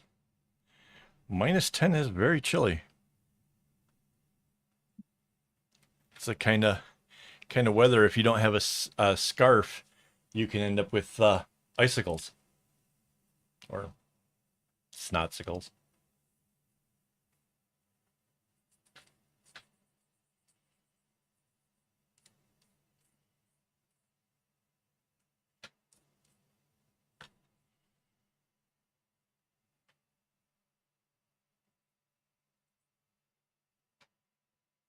The one bonus I can say to cold weather like that is at least you can knit comfortably. I told my wife that I knew how to knit, and she was like, cool, we could make a blanket for our room. And I started on it. And as soon as it started to get a bit of length to it and started to having to sit on my lap, I realized why people don't knit in warm climates. It's not nice.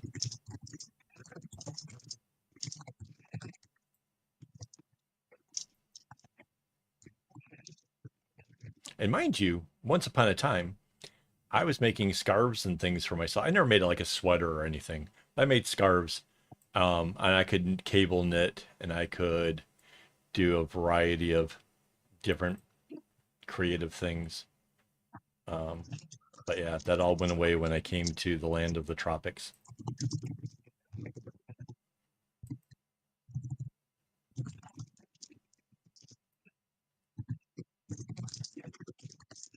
Plus, what would I do with a scarf here?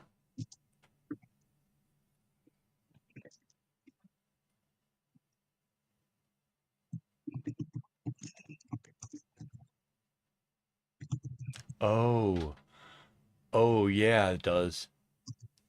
I had one in my chest, and yeah, that got cold. Yeah,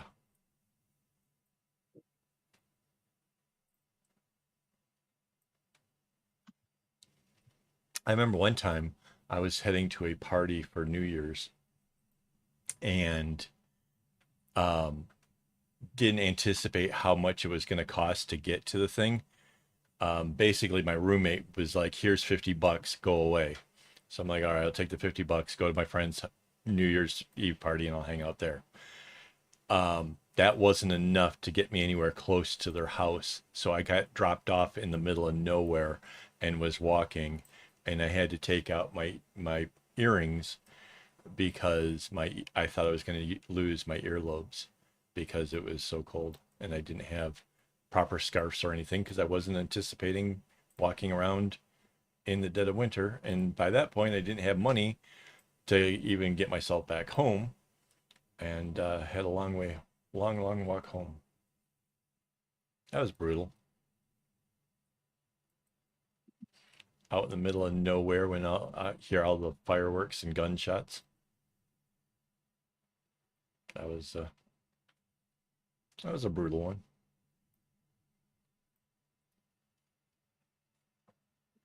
It was probably wasn't -10, but it was probably close.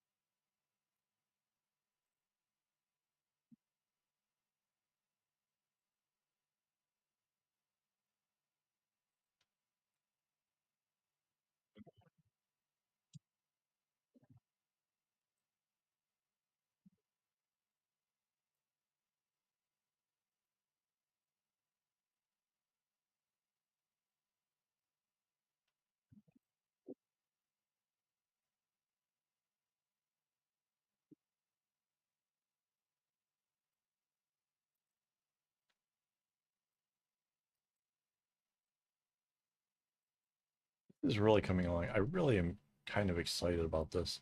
And at some point tomorrow, I will take photos and I will share this, what progress we've made throughout the various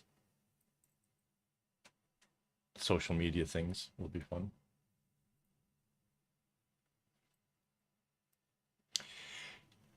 That's funny that you would say that, um, because where I'm from haven't hasn't had snow yet. And typically speaking, well, when I was a child, there would have been blizzards and stuff already and huge, many feet of snow. And then before I left, there would still by January there would be snow. It would be cold. It would be frozen. And most of their temperatures are above freezing. They're not getting snow. They're not getting frozen. Um, I don't know what's the weather in Detroit right now, out of curiosity.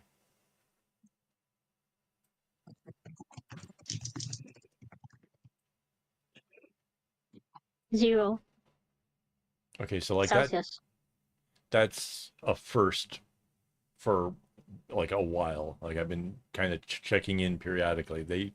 So now they could get snow potentially. Well, it's kind of hard right at 0, but it could happen. Does it show what the forecast Says is? multiple, according to Click on Detroit, multiple chances for winter weather in Metro Detroit next week.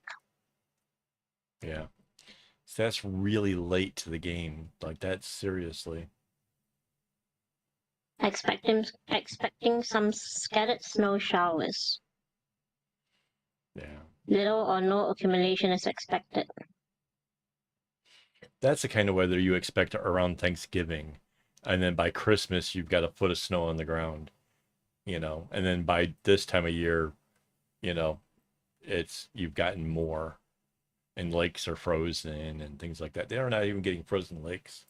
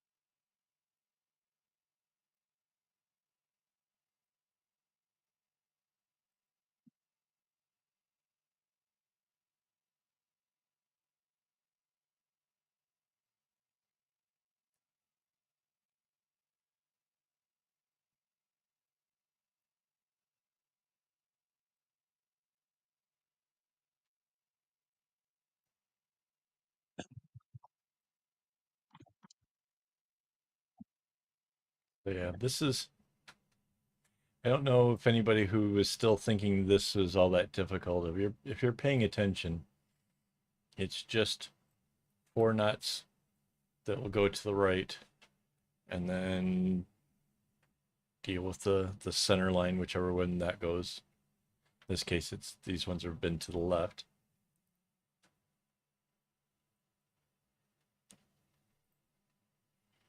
And then it'll be 4 more knots to the left. And then close off the black again, which will be more left.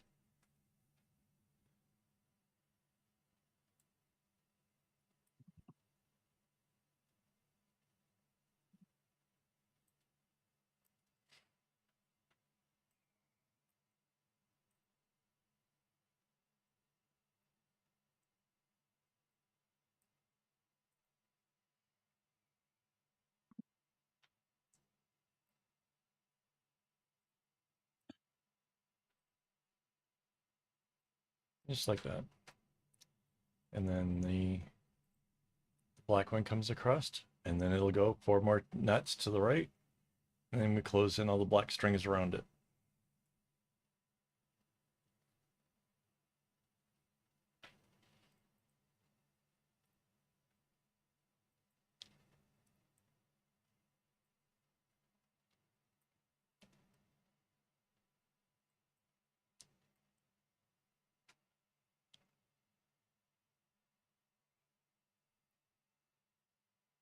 And if you can't tell, the strings that I've been kind of just tossing over to the right hand side have gotten so built up.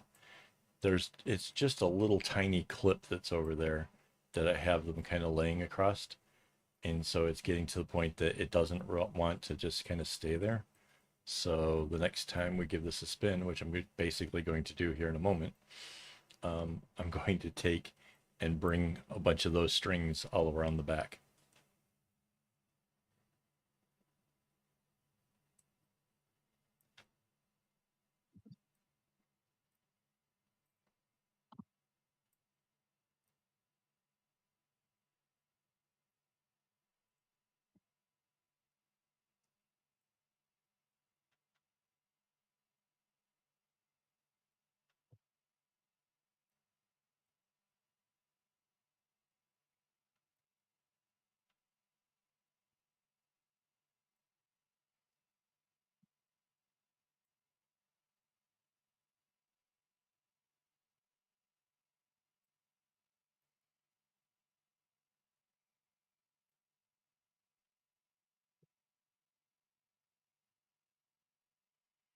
Yeah, I want some cool weather, but man, minus 10s and 15s, man, just thinking about that, it's just, oh, no, no, no, no, no. I have a hard time here going to the movie theaters with the air conditioner blasting at me. Um, Mandy can take it better than I can. I got spoiled by the warm weather here. I freeze.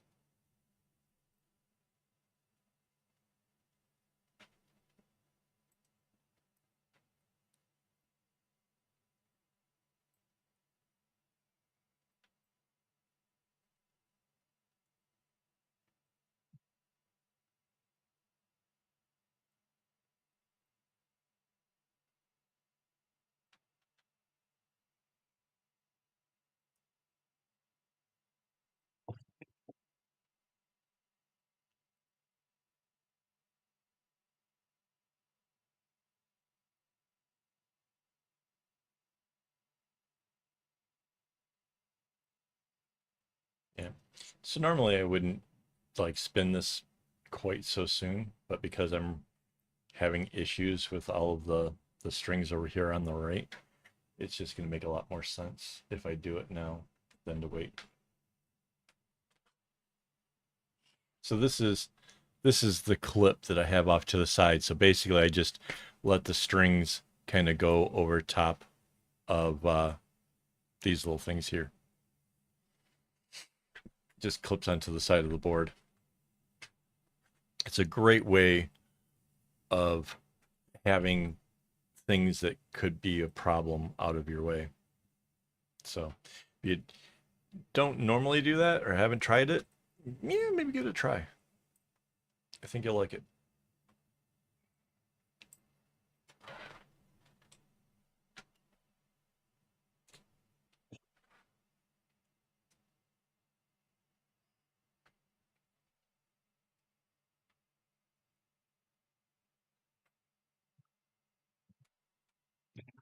There we go. Just makes it easier so that way you can concentrate on the stuff that you're actually working with. Like I know that these are the next 3 spaces that I will work on. However, at this moment, I really don't need these 2. So I have this big group off to the side. I'll take the second group and it's going off to the side, but it's kind of kept a little bit separate from it. So it's easier to come back to. And then I can just stay concentrated at the strings that I need.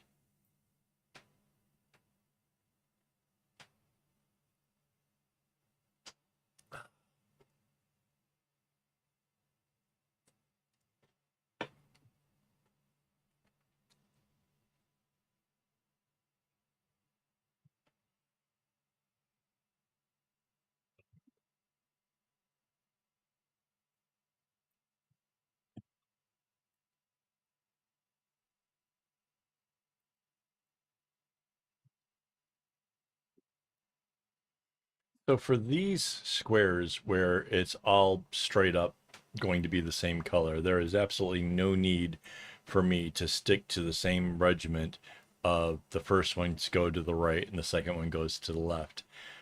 But I'm going to do it anyways. Um, Again, it's not technically necessary, but it'll help keep the strings being used in the same kind of equal way that's been going on the whole time. And it's kind of good practice. And if a person ever turns it inside out, they'll notice that, wow, it's amazing because there's that consistency and it will make the inside kind of really trippy. So,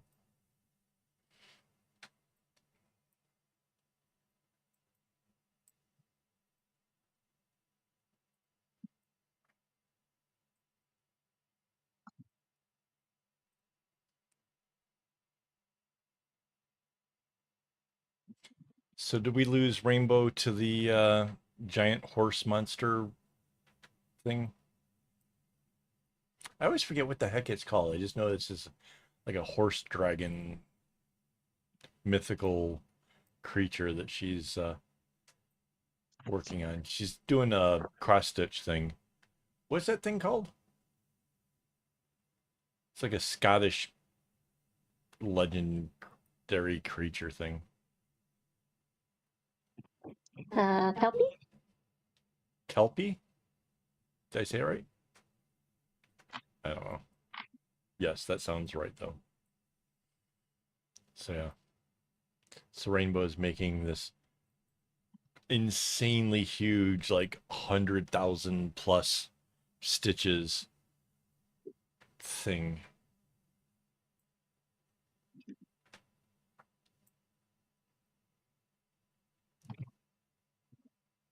A very large, very intimidating project.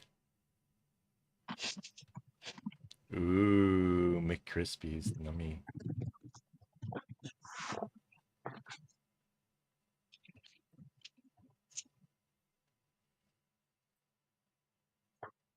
Kelpie.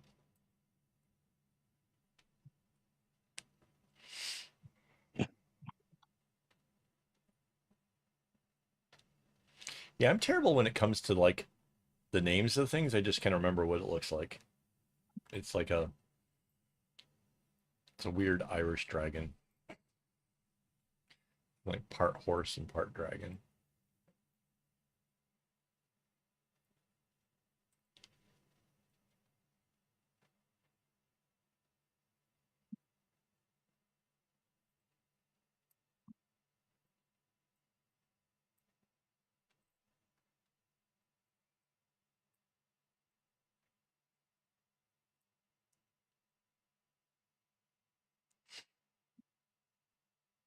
Wait, so how many stitches was it? I remember it was greater than 100,000, but I don't remember like how much more. So if it's 100,000 and you did 1,000, then yeah, you're 1/100th of the whole way. Of course, that's not going to look like much. 1/100th isn't squat. That's a penny to the dollar.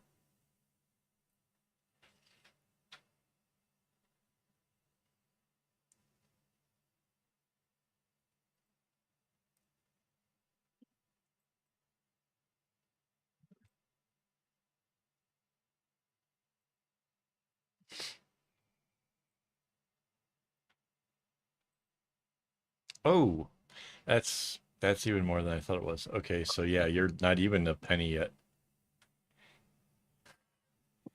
Ouch.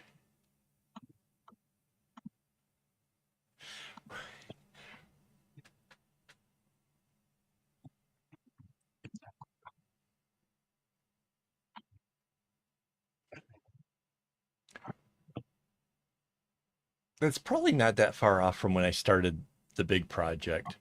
Although I didn't have any numbers in my head to actually know how insane it was. Also, why is the big project not in my portfolio? That seems silly.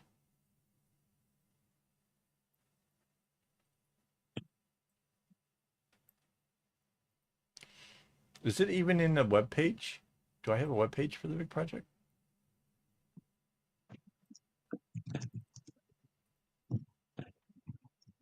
Good question.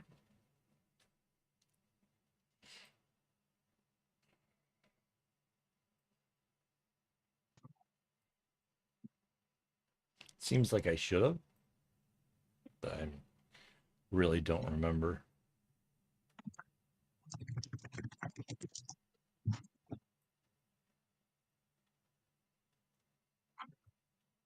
Yes.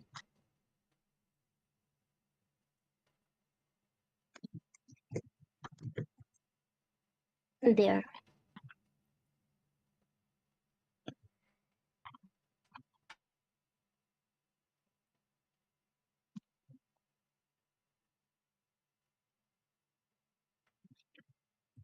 Oh, wait, no.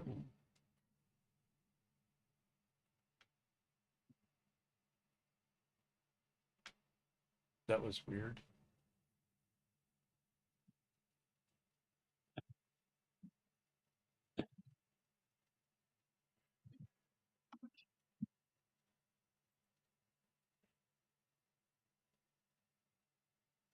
That was weird. It was like, are you sure you want to leave YouTube? I'm like, wait, what did I break? I thought I was gonna kill the stream opening that up, but that's not it. It was because it came from there. Yeah, so there's all of the different little sets, the groups. Not. I should have done more photos. God knows there'd been a whole boatload of photos. That's funny. I mean, the big project wrap up, the thumbnail pretty much tells the story, I guess.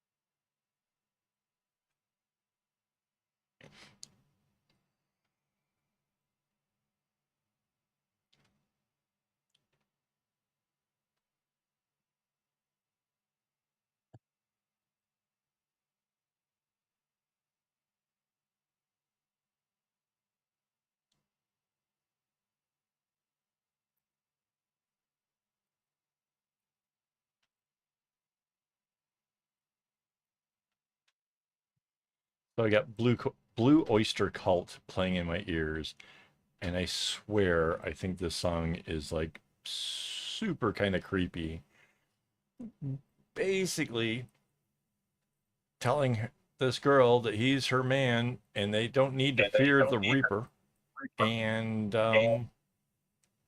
they can be like Romeo and Juliet. It's kind of grim. It sounds really nice and romantic for the most part, but it's pretty grim.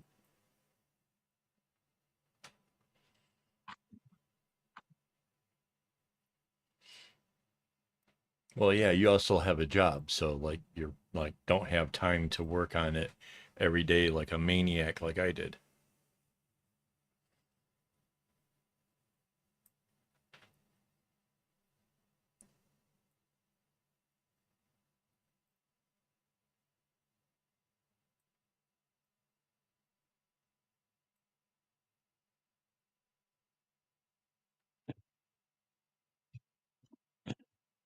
I remember like working really hard daily on the big project in hopes that by the time the next live stream came around that I could show that there was a lot of progress and what we've accomplished and stuff.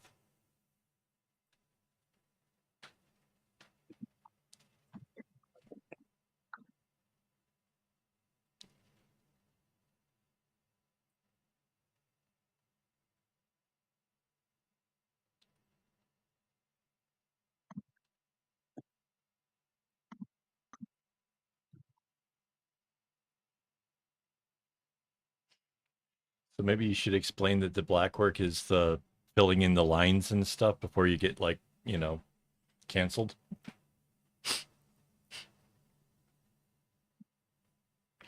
Just sounds bad. I don't think everybody here does cross stitch.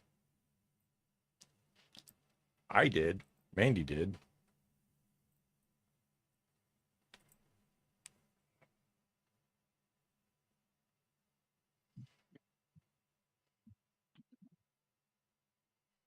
Plus, you need room for like other. Wait, are you doing any of the weather ones for this year? For anybody that doesn't know, last couple of years, Rainbow did various cross stitch patterns that basically depict what the temperatures were for each day, but did it in a way that it just, well, it didn't look like that's what it was at all. It just looked like pretty cool stuffs. I like the potion one.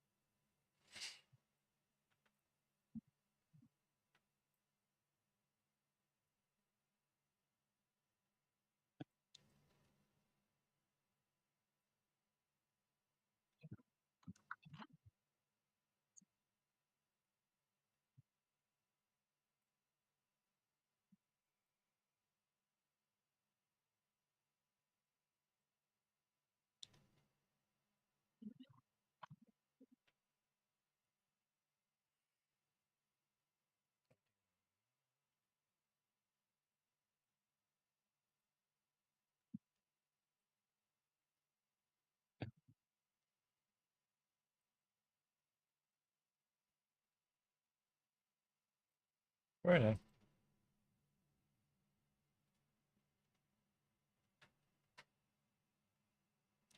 The only thing slightly disappointing about that is if you had 10 of them, being able to compare going down, 10 years or whatever would have been really something to have seen. But I totally get it. Those projects are crazy time consuming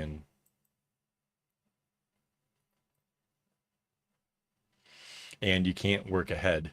You have to wait for weather to happen. So that's the thing.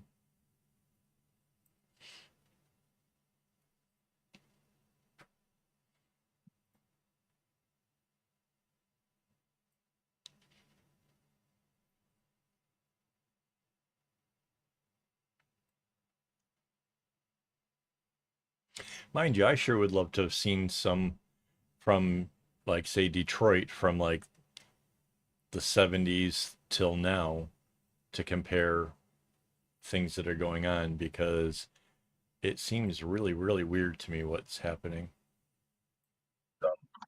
I mean, we had snowstorms in the 70s that were like legendary.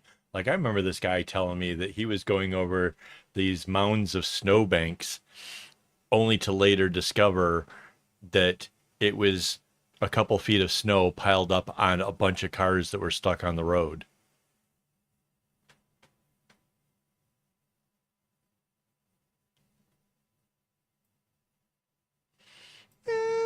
You say that, but I'm pretty sure that if you know that they all started in January, you'd pretty much be able to pick up on colder, warmer, warmer, warmer, and then back to the cold. The only way that it would be a problem would be if you started at different months and stuff. So, like if one started in February and the next one started in June or something, then you might have a problem. But I'm pretty sure that you'd be able to basically pick up on the idea of the changing. Mind you, you wouldn't necessarily know if there's like a 5-degree difference or whatever, but you would be able to see when the warmer weather started moving in.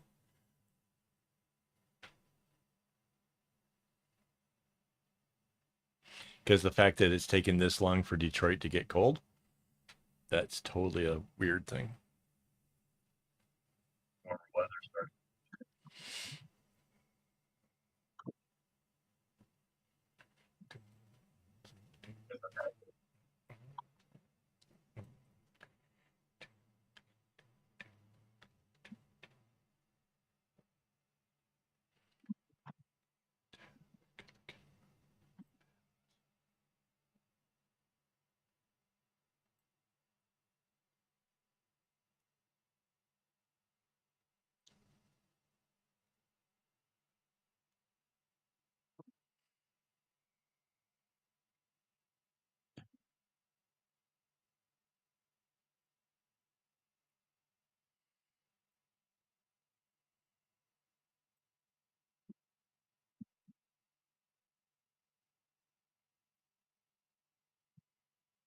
So this is the darker purple. After this, we go into the blues and then to the green. And we will have gotten all the way around, which is kind of impressive, really. I mean,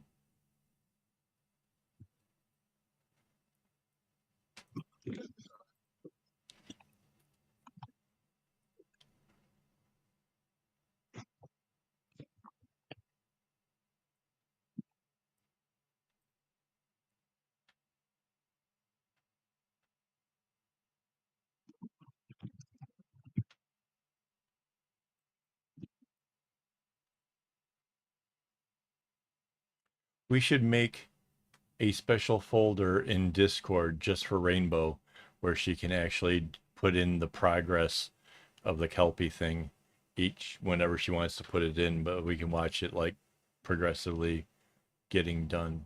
That'd be kind of cool, huh? No, works in progress or works in progress. Sure. But I mean, it could be like a sub thing of work in progress or its own thing. It could be a Kelpie one. I was just thinking work in progress is like we're all kind of adding stuff in there. Well, I kind of haven't in a while, but that's because I'm working so far ahead. I don't want to give away spoilers.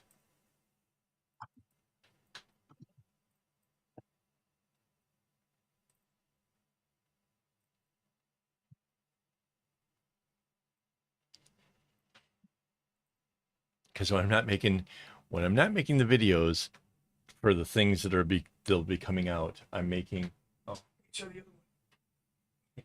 I'm working on ornaments because I want tutorials for next November of ornaments, and yeah, I figured I figured release the videos in November so that way there's enough time for people to make their ornaments before the holidays. So, but for the people who are super eager and anxious to want to go do them, they can always just join the YouTube members because any video that I've completely finished or whatever is actually available to the members. They can go see it. So all the November ones, all that's already there. So there's already 6 videos that far out. So yeah.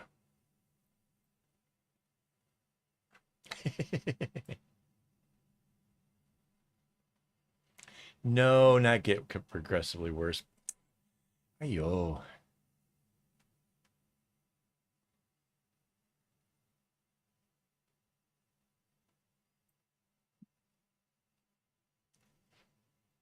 Now it's one of those things where, you know, having a place to dump photos that shows the whole progression that for a project that takes a year just seems kind of cool.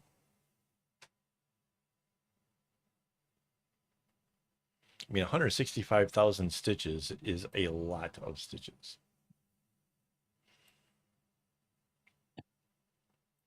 It's a lot of stabby stabby.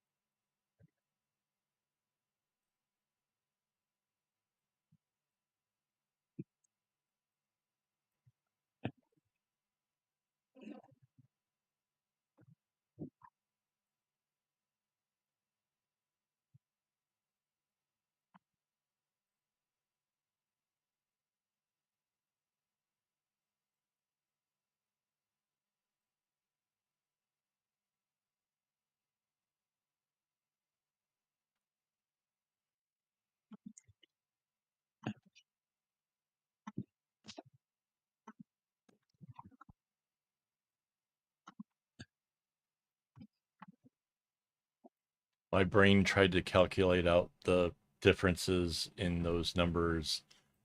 I almost glitched out right there.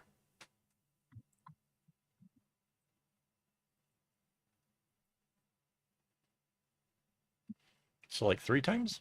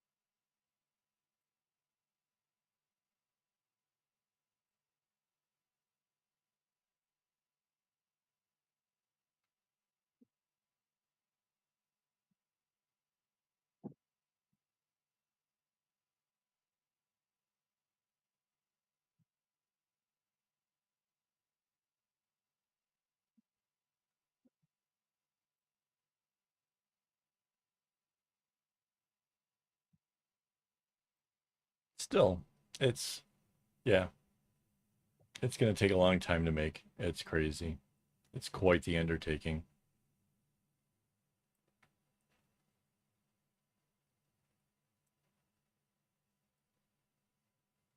Other than the fact that thing is incredibly impressive, what again was the draw to a mythical horse dragon monster thing?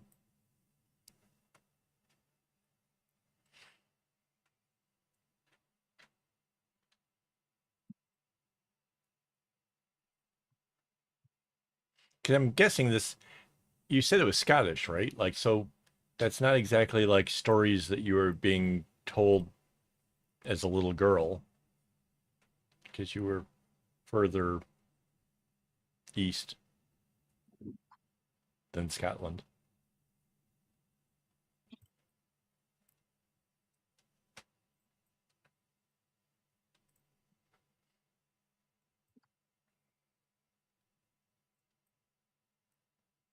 Okay, right on.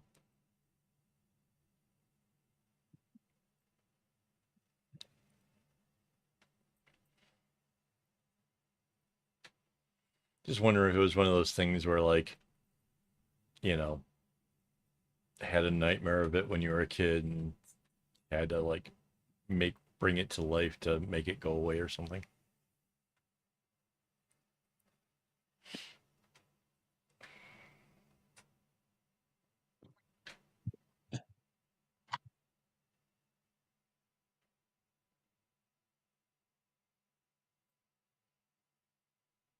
Right on.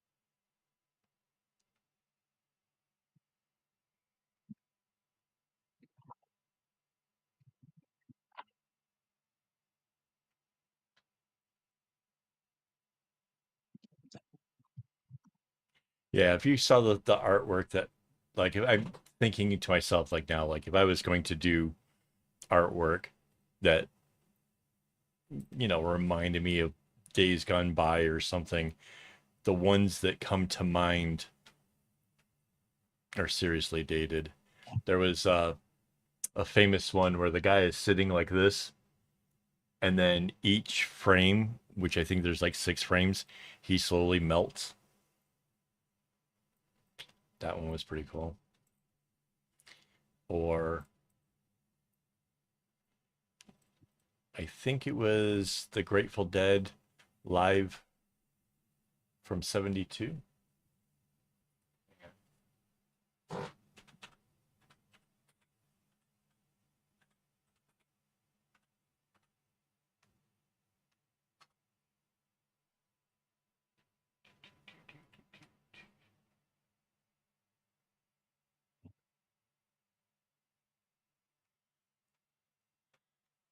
You can't see it. It's way over to the side. And can I open it in a new frame?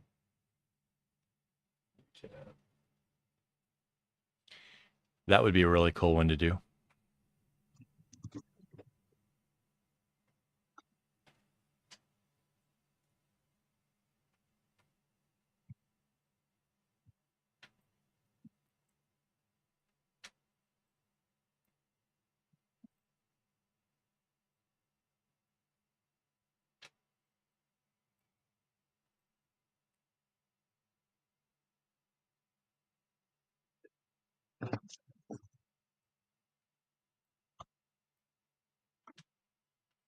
Or the Keep on Trucking guy. He was cool.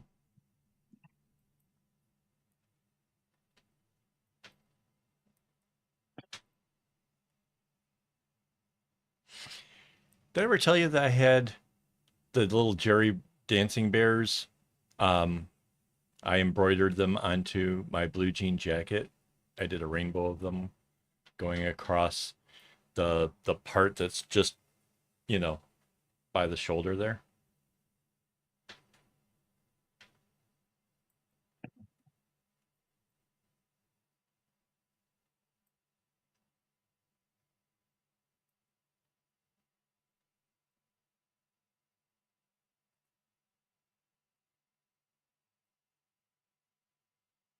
That whole jacket was just covered with patches and embroidery and um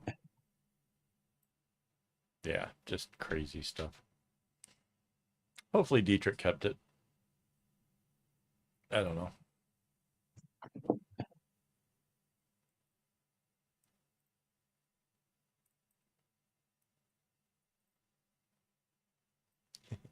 One time I painted a steal your face on a jacket for a friend of mine who absolutely loved the Grateful Dead.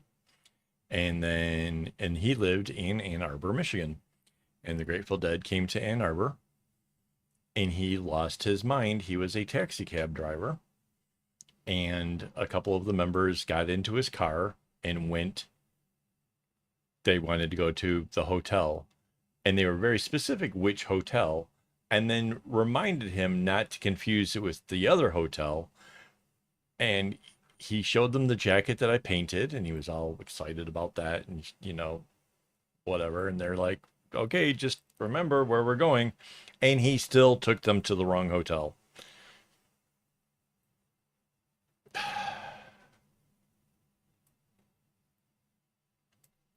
But like I said, he really loved the Grateful Dead, and I'm sure he just could not think. But yeah.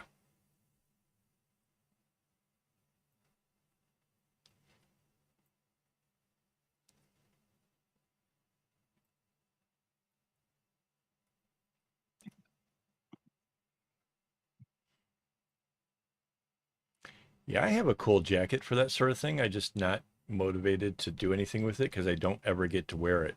I have a Carhartt denim jacket. I think it's Carhartt, right? Is it Carhartt? I think so. I have some kind of denim jacket. It would be perfect for such things.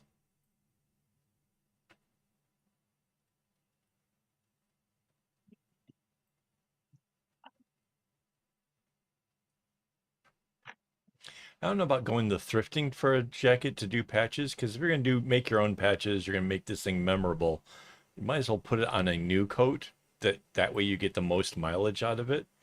You get an older coat, the the fibers and stuff could be well broken in, and you might not get as long of a life from it.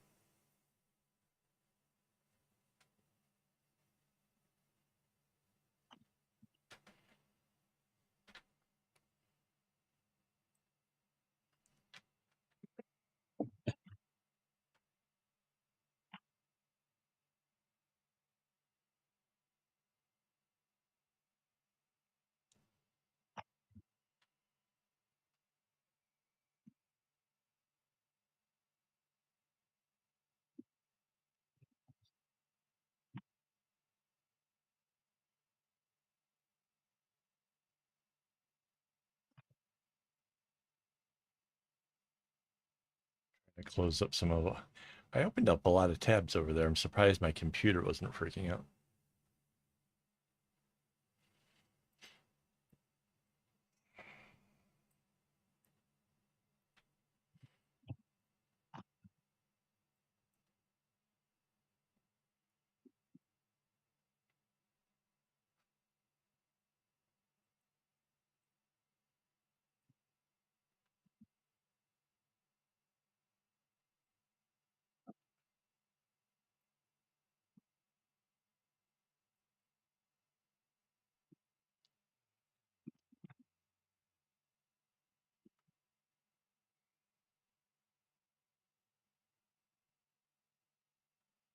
Oh, right on.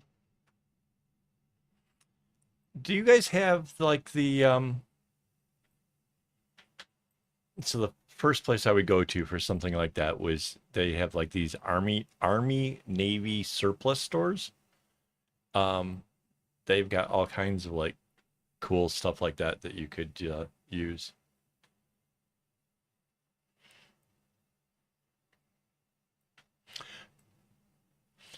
Oh man, you get from an Army Navy surplus, get a Navy jacket.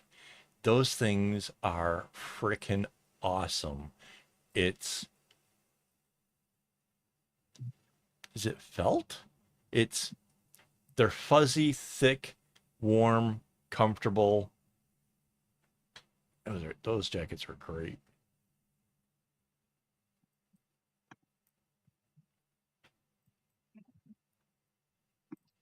Wait, can the research department find out what a Navy jacket is made out of? I think it's got to be wool. They're pretty cool. And I've seen chicks wear them, and it always looks cool on a girl.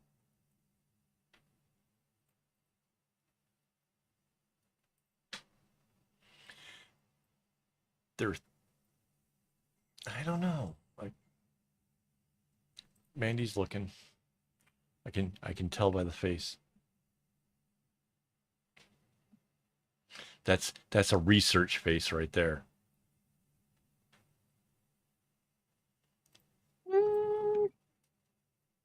Apparently there are different kinds. Really? They didn't offer up different kinds back when I was in the Navy.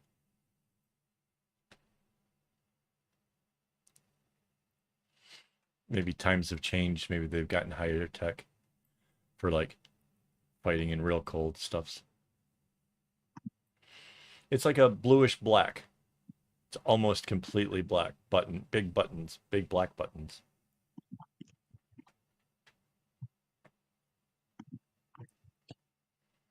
No?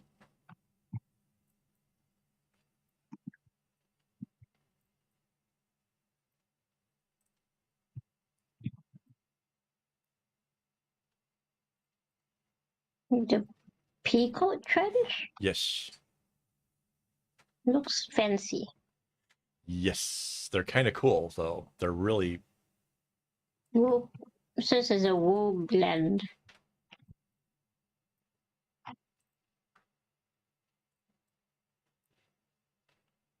It feels felt like. It feels, but it's thick.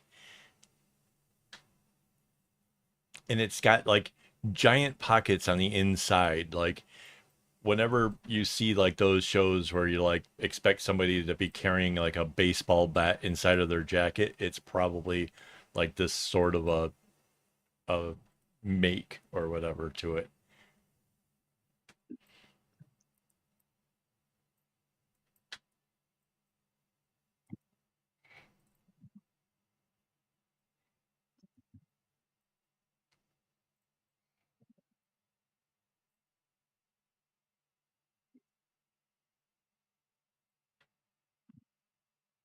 But yeah, there's all kinds of jackets when you look on Navy jackets.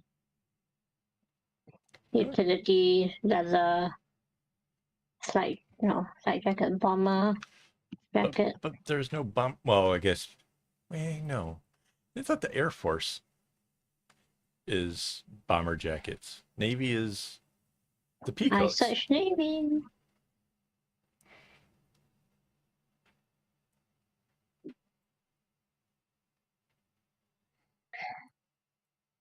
Yeah, see. There you go. There you go. And then you can have the potato gun on the other side.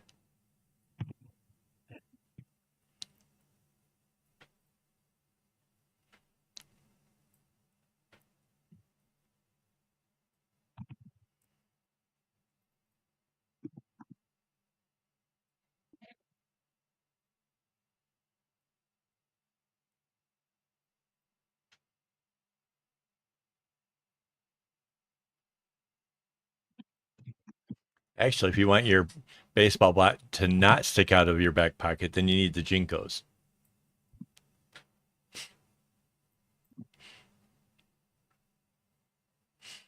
Mind you, looking those up the other time, I still am getting ads for Jinkos. Like when I pull up my own website, I'm getting ads for Jinkos. I'm not even kidding. I just saw it there earlier today.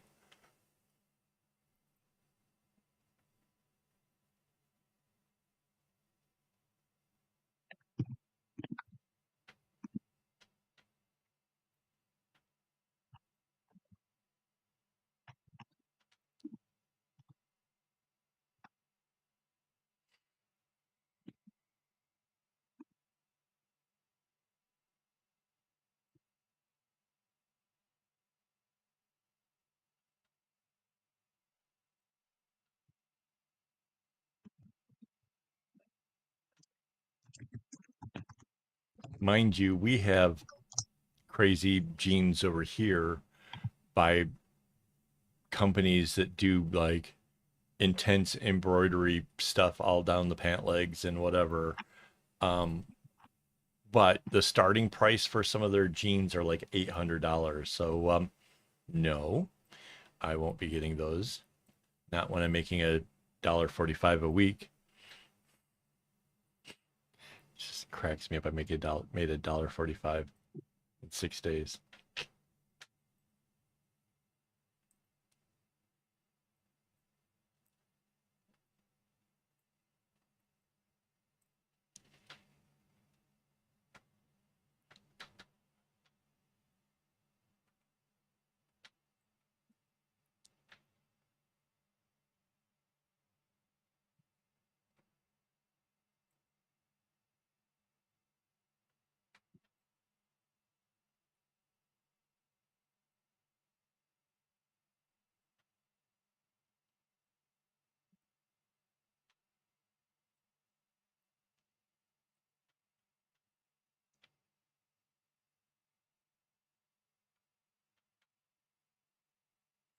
Oh man, they're playing a song I haven't heard in ages.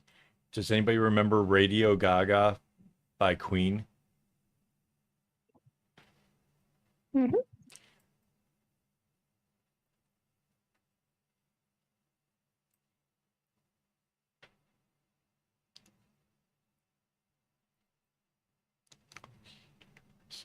Radio Gaga.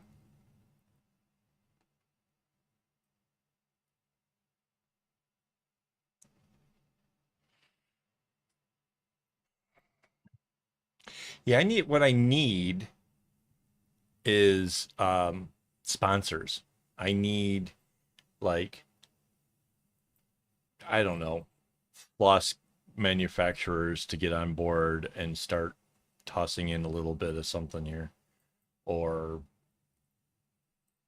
I don't know.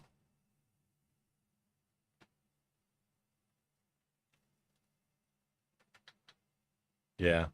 Well, the um we are slowly getting higher and higher. I don't know how and when it happened. So according to the sub count at the bottom there, it says 2840. So I think that's where we were from the last live stream. And right now we are at like 848. So like the numbers, are steadily going up. It's just taking time. And basically we haven't even had a full year of me doing the daily videos, right? So we're slowly getting there, and we've only just gone to the higher def. So there's like a lot of things that are changing slowly to make it better and better. So hopefully we'll see the steady gains. I'm halfway tempted in creating some kind of a document to say like how much the ads were so I can compare it further on down, because when you look at the revenue area, it also includes the members. Um, I mean, I guess letting it all be total together isn't that bad of an idea, because I wouldn't mind getting more members onto the YouTube thing as well. But I am kind of curious where the ad things go.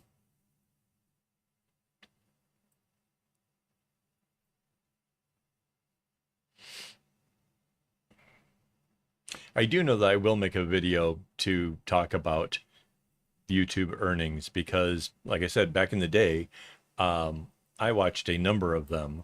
And that's why I was always under the impression that once you become monetized, you make good money. But I'm learning that's not really how it works. And that I don't know why. I guess it's because they want the views, right? They want the big numbers for all the people that come hoping to see that YouTube's going to do great things. So I think I'd like to do a actual, this is how many subscribers I get, this is how many views I get, and this is what I actually get paid. So that way it really actually represents what a new YouTuber could expect. Because, like I said, my expectations were set way high. I'm not mad. I get the idea that if they were more honest, that it would, not encourage people as much. But at the same time, it would have been nice to have had somebody be honest. So I'm going to be the video that I wish I had watched.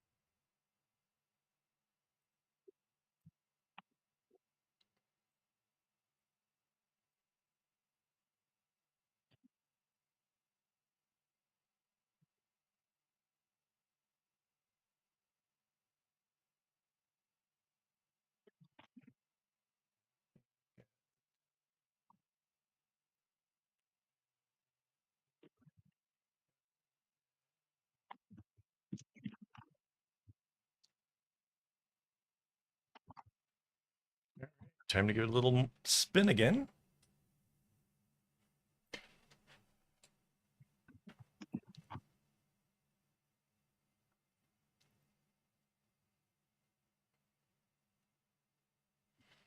I'm really confused. It's hang on. Get this thing back up here. Oh, okay. It was looking like it wasn't coming over straight. It's these, so the blue has to come to here, and then the light green comes in one. That's why.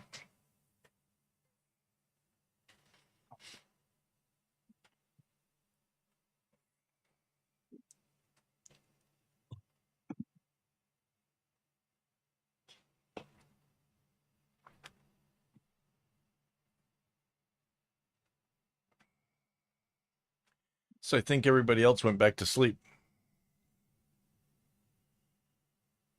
My thing says there's only 4 people left watching. Well, one says 4, one says 3. I don't know. So stupid. No, they both say 3.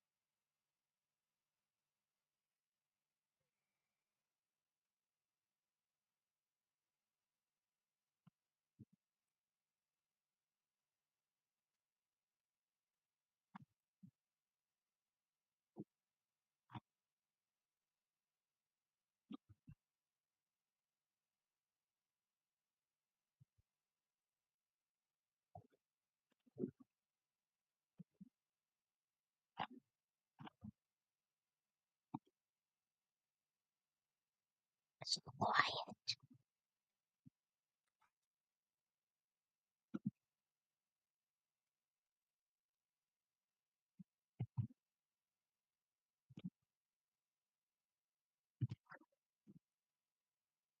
Did you say something? Did you say it's so It's so quiet? quiet. Yes, you did. Yes. I have this really trippy song that just started. It's Alan Parsons' project, which they just make some very bizarre stuff. And then I hear that, and I'm like, wait, was that in here or out there? It got very confusing. You almost broke the Kevin.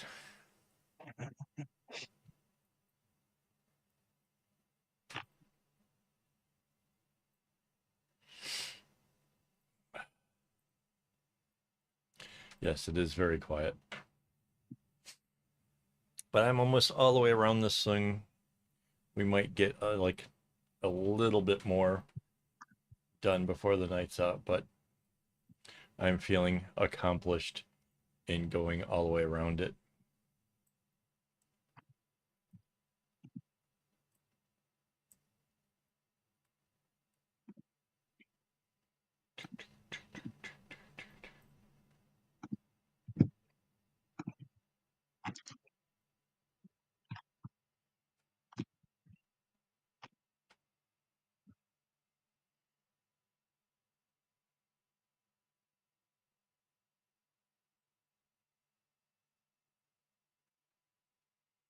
Yeah, so that was just a whole acoustic song that was really weird and trippy. It's kind of fun. I know this one though. Looking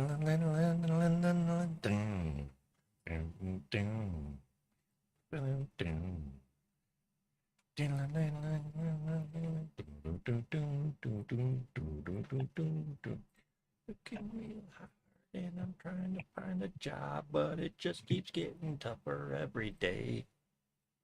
Got to do my part because I know in my heart I need to get me laid, baby, yeah.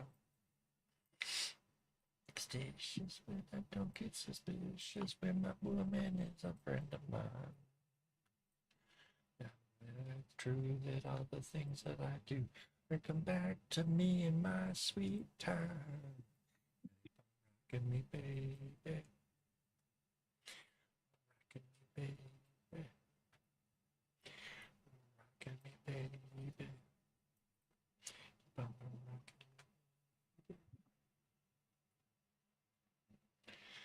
All the way to Tacoma, Philadelphia, Atlanta, LA, Northern California, where the girls are. I could hear it now, baby, yeah.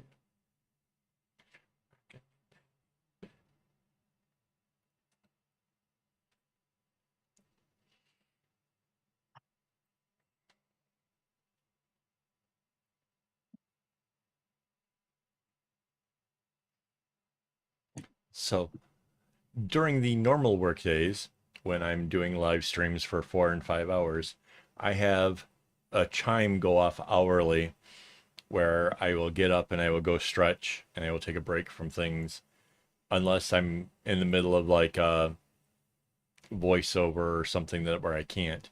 But most of the rest of the stuff I can. And so tonight we're almost at 3 hours, and I'm starting to feel the stiffness of like just going at this without getting up at all.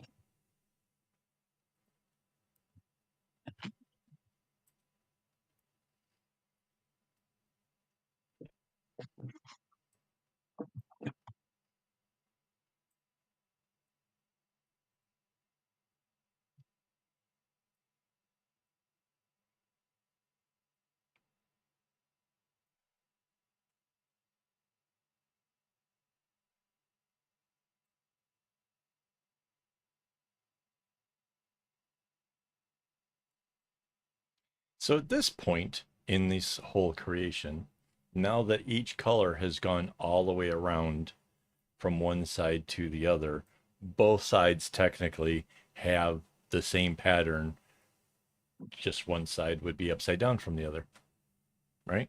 Because if, these blues go all the way to the other set of blues, the other side has got the same thing, just reversed.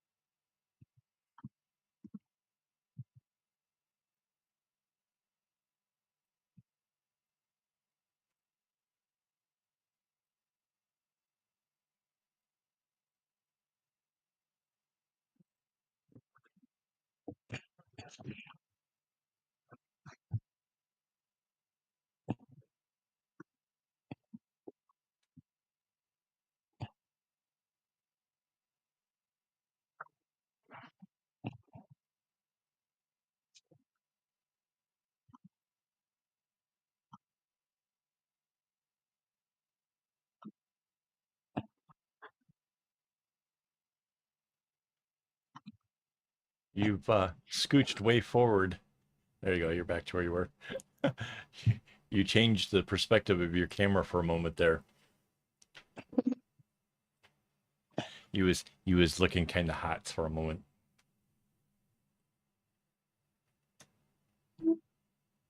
I was not trying to do any such thing. I know, it just comes natural.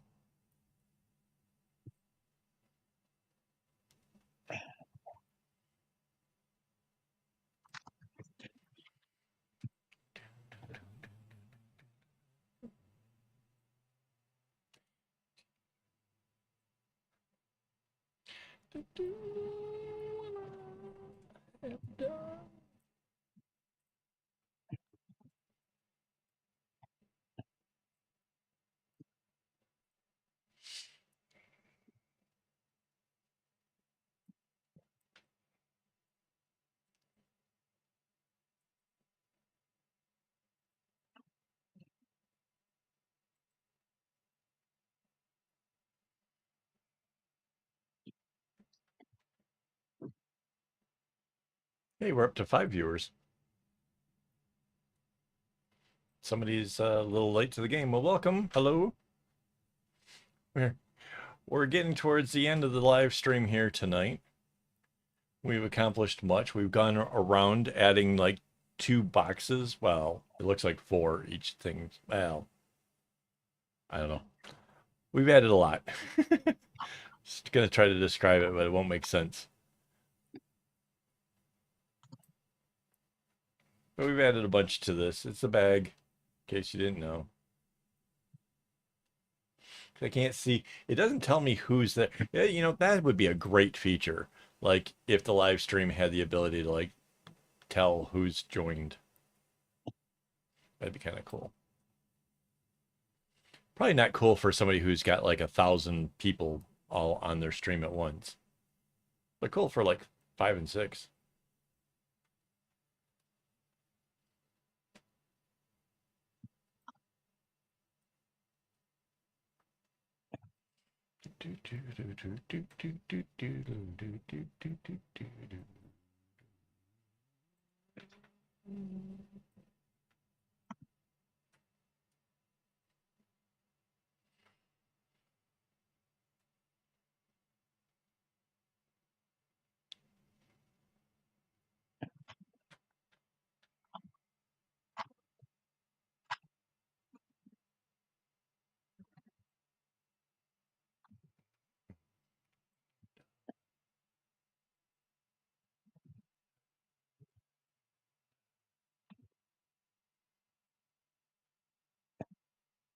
Well, I guess it's gonna be 1 box left there at the end, so you'll be able to tell.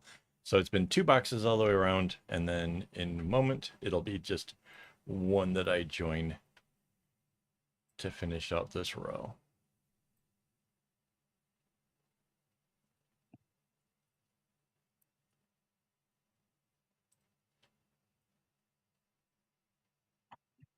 So the big question is how much further down do we actually have to do for this thing to be done? Because that will determine, like, are we going to be done next week or the week after that? And I'm not 100%. Because if I go with my phone, I think it's done next week.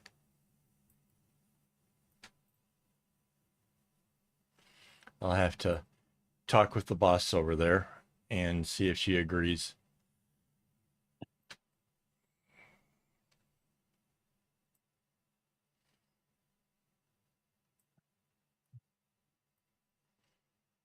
Because there's 2 ways of looking at this. We can either make it longer, but then we run the risk of making it harder to get your phone out when you want it.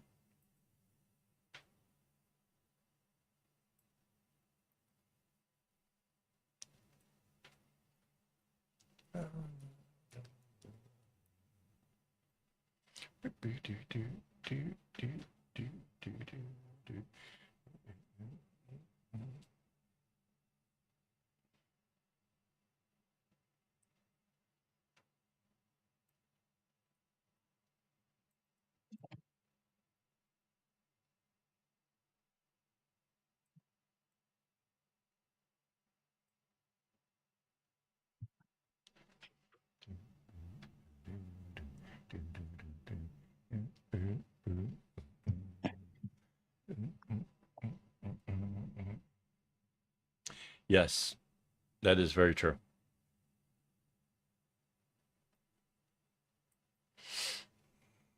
And the bottom will be wavy.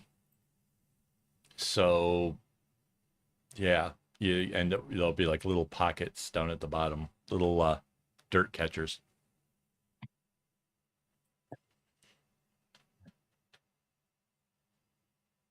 Oh, yeah, no.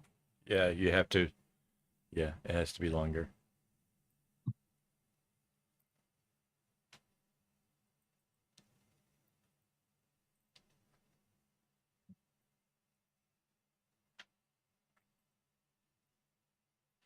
Mind you, I the person we're making this for, I have no idea what kind of they could have the little flip phone from like Samsung or something, which would be, teeny tiny compared to this thing, and then this would be, way too big and not any good. So I have no idea what they carry.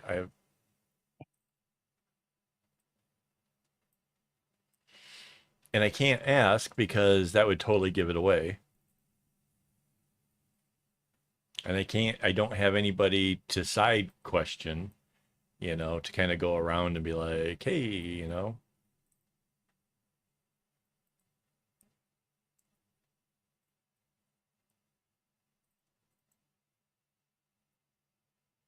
So I'm just trying to go off the notion that phones are kind of similar shaped and sizes, with granted some exceptions. Mind you, too, I have no idea, like phones in the U.S. because my phone is not available in the U.S. Like it's not. It's which is a shame because it's a great phone. Battery isn't what it once was, but it's still a good phone.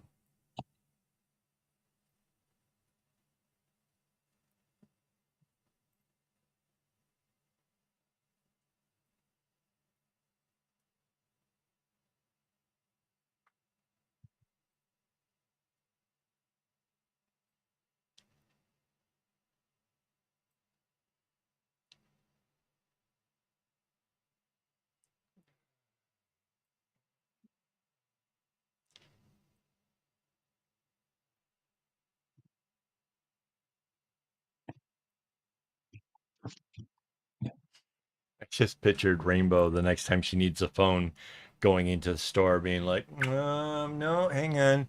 Like, well, what kind of features are you looking for? Has to fit this bag.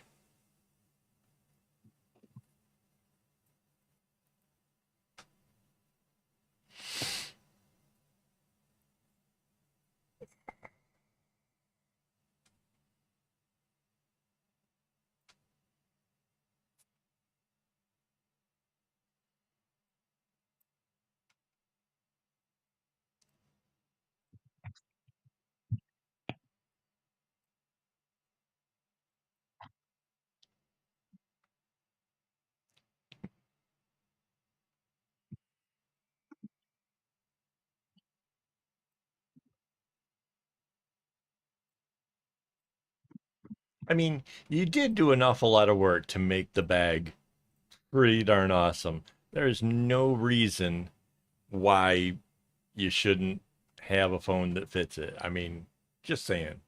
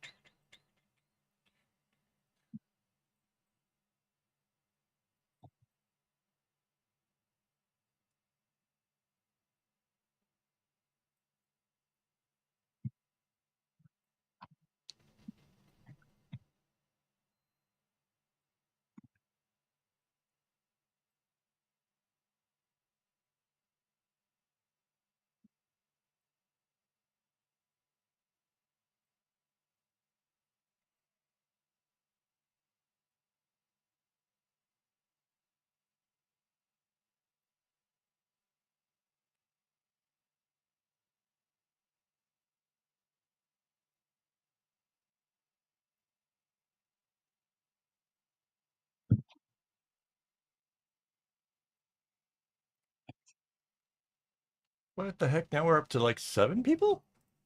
6 or 7. It depends. I got conflicting numbers again. But welcome everybody. Sorry, we're really getting to the end of this. Well, for tonight. I will be back next week, possibly to finish this thing. Fingers crossed. If we do finish it, it's probably going to be a stream that goes long, just based on everything here tonight. It took me the 3 hours to add 2 of these squares all the way around. I suspect we still have to add at least 2 more squares all the way around, and then it gets sealed shut. So if you guys really want to see it get closed, then we'll make it go longer. If nobody cares, they get the idea, turn it inside out, knot it up, then I will do that at another time, maybe on video. We'll see. I don't know. We can talk about that. We have a little bit of time for that. So let me know what you think. Thank you for hanging out with me, everybody who has. I really do appreciate it. And thank you to my Patreon and my YouTube members who make the tutorials possible. Really, this without them, I couldn't do all this stuff. So, yeah, thank you very much, guys. Like I said, we'll be back again next week. I will be here tomorrow for a hangout with the Patreon supporters. That's something just special with the Patreon people. They can all join me over on Discord and we can hang out and have lots of fun. It happens the first Sunday of the month. So, yeah, that's the thing. And, yeah, as always, don't get your strings in a bunch.